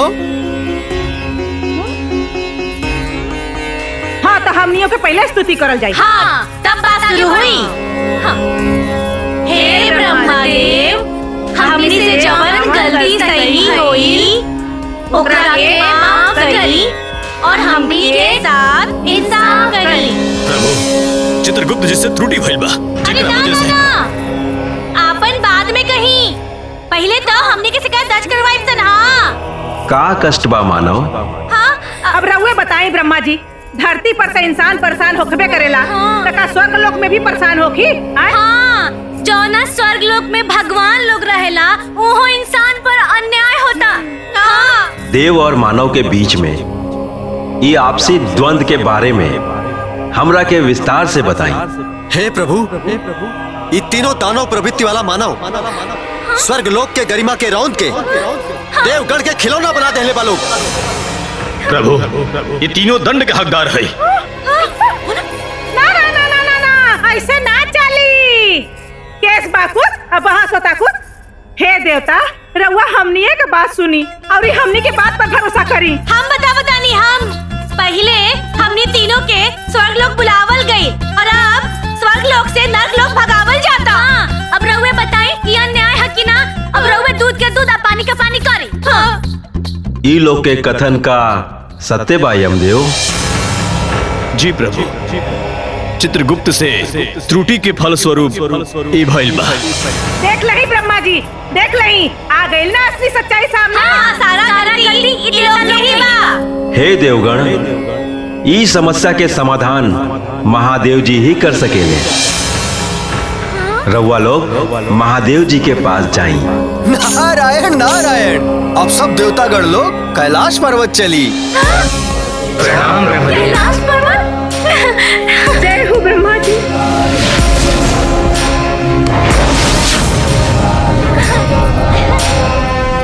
चल गए ले। चली भगवान जी। अरे भगवान जी कहाँ गए? सब लोग कहाँ बटे? अरे अरे अरे चल चल चल चल, अरे चल चल चल चल दादा। कहाँ चल गए लोग? अरे यहाँ के तो देवता लोग हमने से बिना बतौले पुर हो गई। आए हो दादा, आप क्या हुई?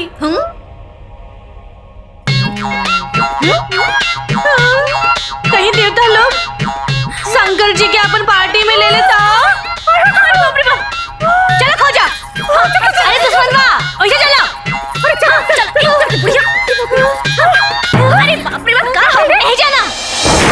ओही जा चलो, ओही जा। हाँ ओही जा चलो। एक बुढ़िया जल्दी से चलो, चलो जल्दी।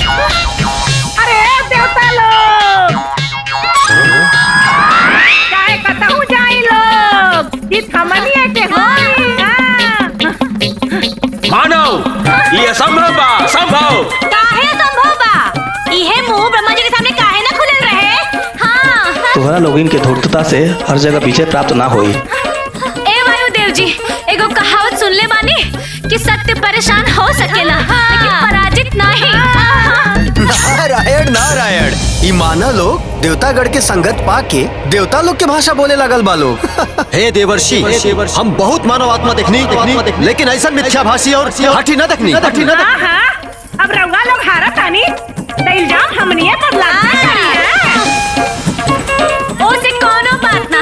ए दुश्मनवा, भले नून रोटी खाएंगे बाकी स्वर्ग में जिंदगी बिताएंगे। ठीक है, ठीक है। भले नून रोटी खाएंगे स्वर्ग में जिंदगी बिताएंगे। ठीक है। हाँ। कैलाश पर्वत। महादेव जी। महादेव जी। महादेव।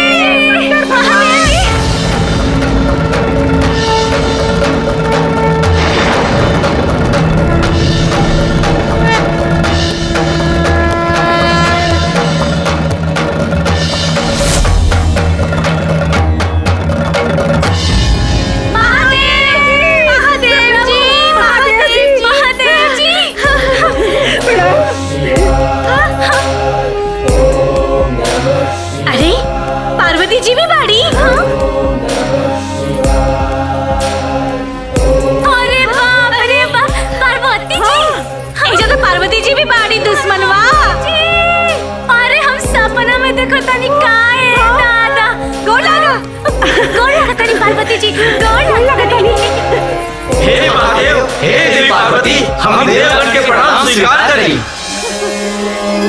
हे नीलकंठ, हमनी विकट समस्या में पड़ गए बानी सन। अरे एक मिनट, अरे रउआ लोग तो रोजे मिलत जुलत रहिले। अरे हमनी के बातचीत कर रहे वेदी ना। हे भगवान जी, हमनी के ना शंकर भगवान के फोटो में ही देख ले रहनी जा। आज साक्षात दर्शन हो गइल हो दादा। तब पहले हमनी के पूजा पाठ कर लेवे दिलो, ओकरा बाद कोनो बातचीत हो। अरे मनुष्य लोग, ये मृत्यु लोग ना हो। अरे युवराज जी, रवा तो चुप्पे रही जी। जी देवता होके पूजा पाठ में अड़ंगा लगावता नहीं। हाँ, इंद्र भगवान, अब ना सच्चे मन से हमने की पूजा में भाग ली बस।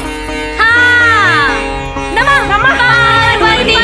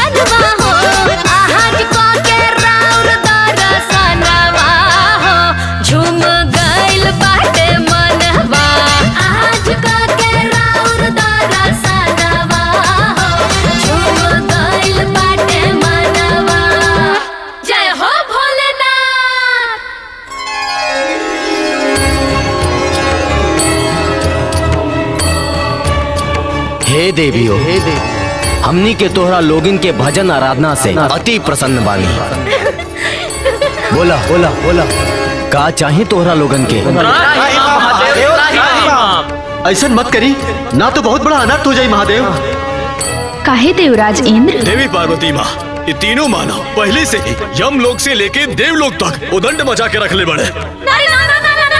और यदि राव आशीष मिल जाई तो ये लोग तो हमारे सिंहासन हथियाले ही प्रभु। अरे नाना पार्वती जी, नाना, अरे हमनी के गद्दी पति कुछ का लालच नहीं के, ये सब लोग झूठ बोलता। हाँ पार्वती जी, रउआ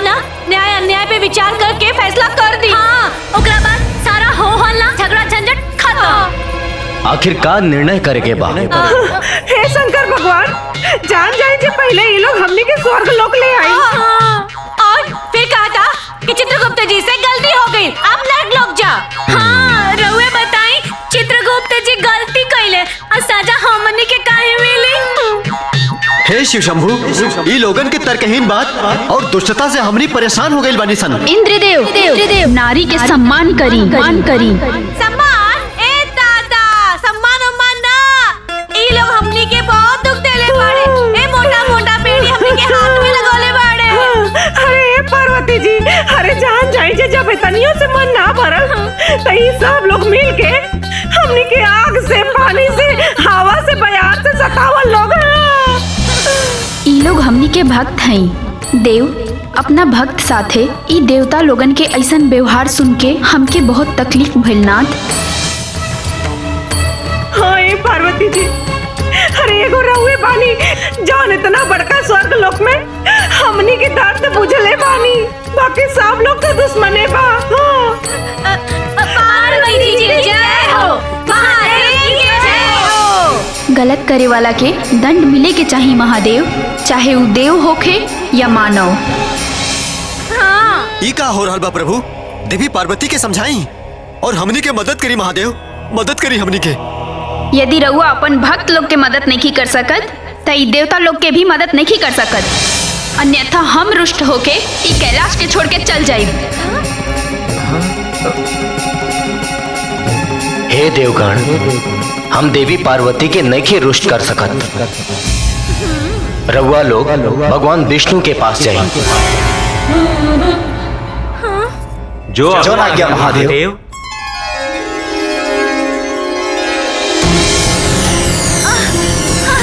अरे भाई रे मैं, अरे नारायण नारायण, आपका हुई देवराज इंद्र। महादेव और माता पार्वती तोरा और मदद करे से मना कर दिया लो। जौन यहाँ सबे के करनी बा। ए नारद जी, हमनी के एक पॉइंट भी गलती होगी ना तो बताई ना। अरे यहाँ के का बताई, यहाँ के दाल में के भात में के दाल में करे वाला आदमी होई। नारायण नारायण, हे देवियों, जब देवतागण रउआ लोग से ना जीत सकता तबे नारद की कहा सामर्थ बा? रउआ लोग के समस्या के समाधान स्वयं श्री हरि विष्णु जी ही का पई हैं। हाँ चली चली, अरे दो गो कोर्ट में तो हमनी के जीतिए गए नहीं जा, अब यहाँ के कोर्ट में भी हमनी के जीते जाई। हाँ विष्णु जी, विष्णु जी।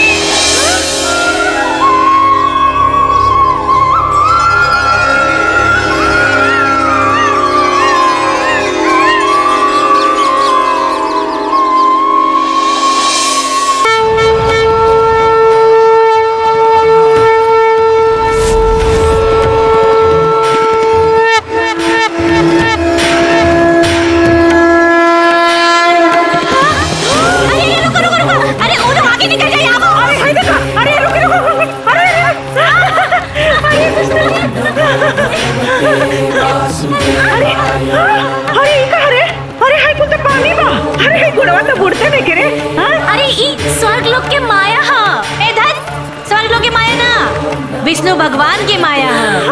विष्णु जी, हे विष्णु जी, हे लक्ष्मी जी, प्रणाम।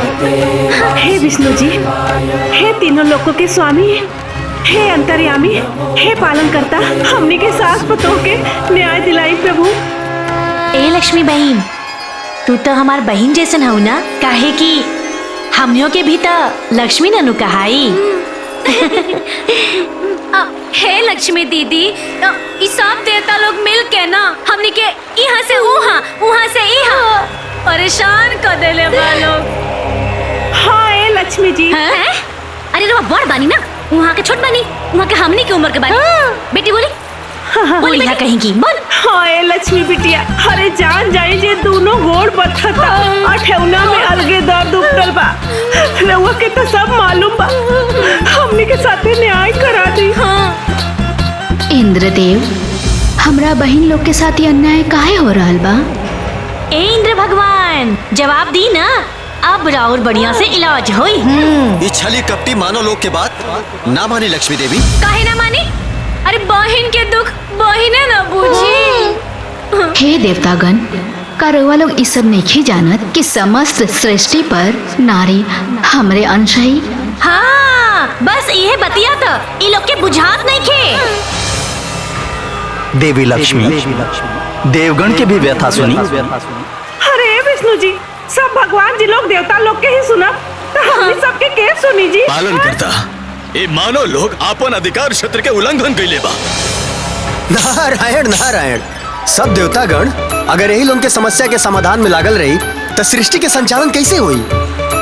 प्रभु अतिशीघ्र ये समस्या के समाधान करी। इतना बड़का स्वर्ग लोक में का हमरा बहन खातिर कोनो स्थान नहीं खे देवराजेंद्र। इस संभव नहीं खे देवी लक्ष्मी। तो रउआ इ लोग खातिर नया स्वर्ग के निर्माण करी प्रभु। बढ़िया बढ़िया रही। ये असंभव बा देवी। हम अपना बहन लोग के साथे ये अन्याय नहीं देख सकत प्रभु। सृष्टि के क्रियाकलाप में राउर हस्तक्षेप उचित नहीं खे देवी लक्ष्मी। ये कवन बात है विष्णु भगवान, हमार बहन के साथे ऐसन बात ना करे के चाहिए। रउआ देवगन के बात सुनब कि हमार बात सुनब स्वामी। राउर आवेश उचित नहीं खे देवी। रउआ में हट शोभा नहीं खे देत। सृष्टि के संतुलन खातिर जौन हमरा उचित लगी तोने हम करब। रउआ अपन भावना पर नियंत्रण रखी। ठीक बा, अगर ई बैकुंठ में हमरा भावना के कोनो सम्मान नहीं खे तो हम एजा से जात बानी।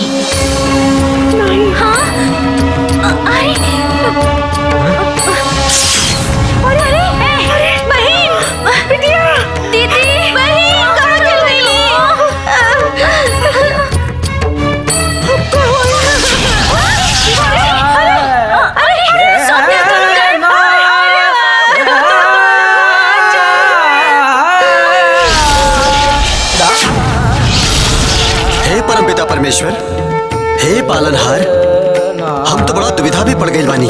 काहे देवराजेंद्र? ई मानव के चलते देवी लक्ष्मी रुष्ट होके बैकुंठ छोड़ के चल गई नी।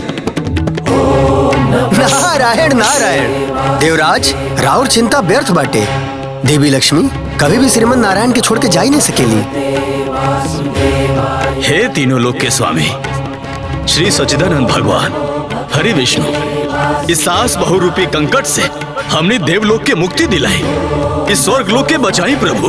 हाँ प्रभु, बचाई स्वर्ग लोक के बचाई प्रभु। देवराजेंद्र, यमदेव और समस्त देवतागण, रउआ सभे के ये तीनों सास बहू के नरक भेजे के विचार त्यागे के पड़ी। पालन करता फिर एक समाधान का बा। ई मानव के इनकर माया जाल में उलझा दिलो और ई लोग के वापस मृत्यु लोक भेज दी। बाकी कैसे संभव है प्रभु? एक बार मृत्यु के बाद पुनः वो आत्मा वो शरीर में कैसे प्रवेश करी? ई तो नियम के विपरीत बा। जब हमार सहमति बा तो राउर चिंता व्यर्थ बा चित्रगुप्त जी। जवन आज्ञा प्रभु। हे महामाया प्रकट होखी। प्रणाम श्री हरि। प्रणाम देवगण। का आज्ञा बा प्रभु? हे महामाया, इस सास बहू के ऊपर अपन माया फैलाई, ओकनी के परिवार के विलाप सुनाई, ताकि ये स्वर्ग के इस सास बहू के उत्पात से मुक्ति मिल सके। जौन आज्ञा प्रभु। ये वरुण देव जी कहाँ चल गए?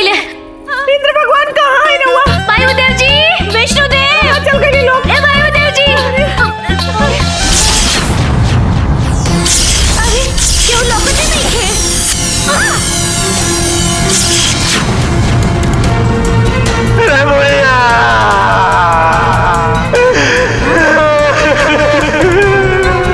हमके रोवे की आवाज आवता। अम्मा जी,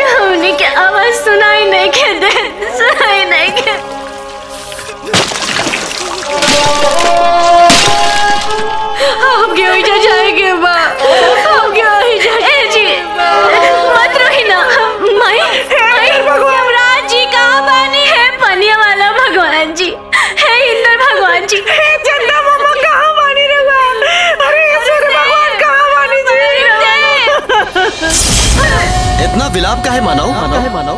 अरे रहुआ देखत नहीं अरे हमारे घरे का पुरानी लोग कितना रोआता। हमने के कितना चिल्लात बानी, बाकी कोई सुनते ही नहीं के। नहीं यमराज जी, ये लोग हमने के बात सुनत काहे नहीं के। देखी ना, ये लोग रो रो के बुरा हाल हो गइल बा।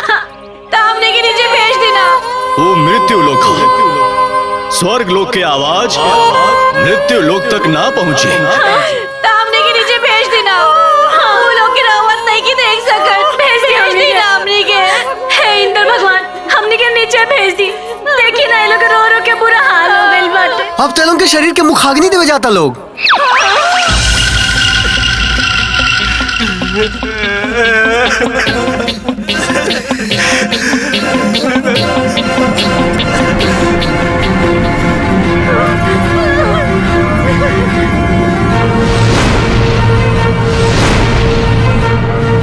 और एक बार अगर मुखाग्नि दिया गई ना, तो दोबारा वो शरीर में प्रवेश कइला संभव बा। रउआ लोग के चिंता कौन बात बाटे? रउआ लोग के तो स्वर्ग लोक में रह बना।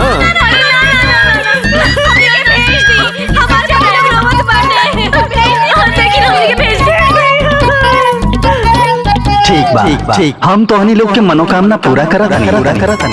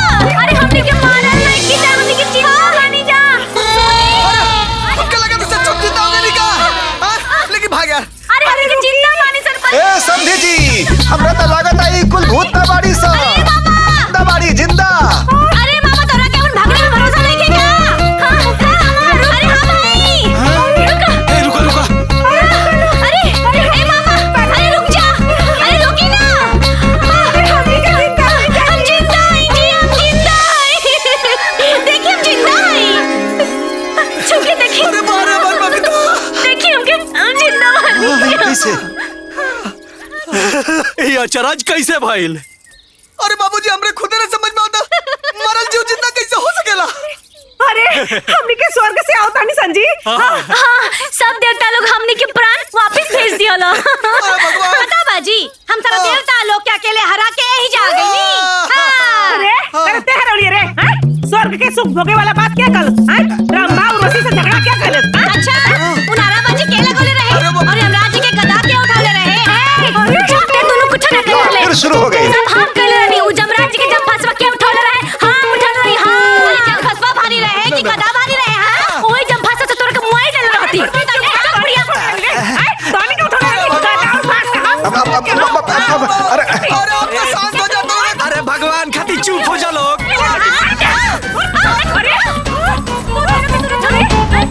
अरे देखी का कहते कि हम कन्या हम कुछ ना कन्या। हे देवराज, इस सास बहू तो फिर से झगड़ा करे लगली। हमरा तो यही समझ में नहीं क्या आवत कि पृथ्वी लोग पर लोग के द्वंद के सुलझावत हुई। जब हमनी के देवता होके इस झगड़ा के बर्दाश्त ना कर पानी, तो मनुष्य सब कैसे बर्दाश्त करत होके? एक पीछे के रहस्य का बा प्रभु? दोनों ग्रही प्रभाव के दोस्त ना? कहीं ऐसा तो नहीं ना कि सास बहू के रिश्ता में कोनो ग्रहण दोष लग गए? देवतागण, जिससे सुख दुख एगो सिक्का के दुगो पहलू होखेला, वही तरह इस सास बहू के रिश्ता भी एगो सिक्का के दुगो पहलू है और ओकरा में खनक तो होखबे करी। झूठी लोग, ये दोनों के दोनों झूठ बोलता है सर लोग से, लेकिन इनके कुछ ना करे हम। आज के हम ना छोड़ा, आज हम कह देते रहो से, आज के हम मुआ दे, हम आज ना छोड़। उठा के ना दिया, फेंक दे, नहीं चढ़, फेंक लिया, फेंक लिया।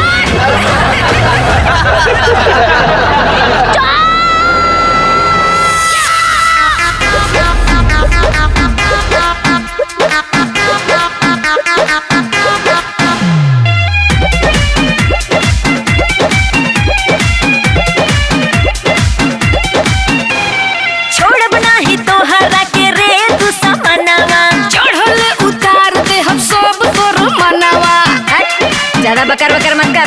ए चुप। अरे छोड़ बना ही तो हरा के रे तू समनवा, चढ़ल उतार दे हम सब तोर मनवा।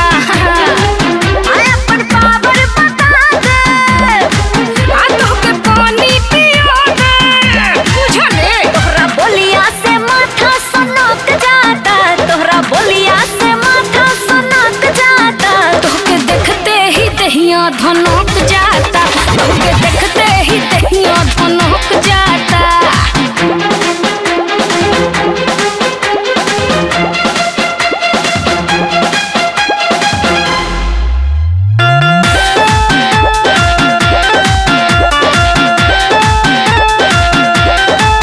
हमरा आगे VIP बना न तू, सुना हमरा कपार पर चढ़ न तू।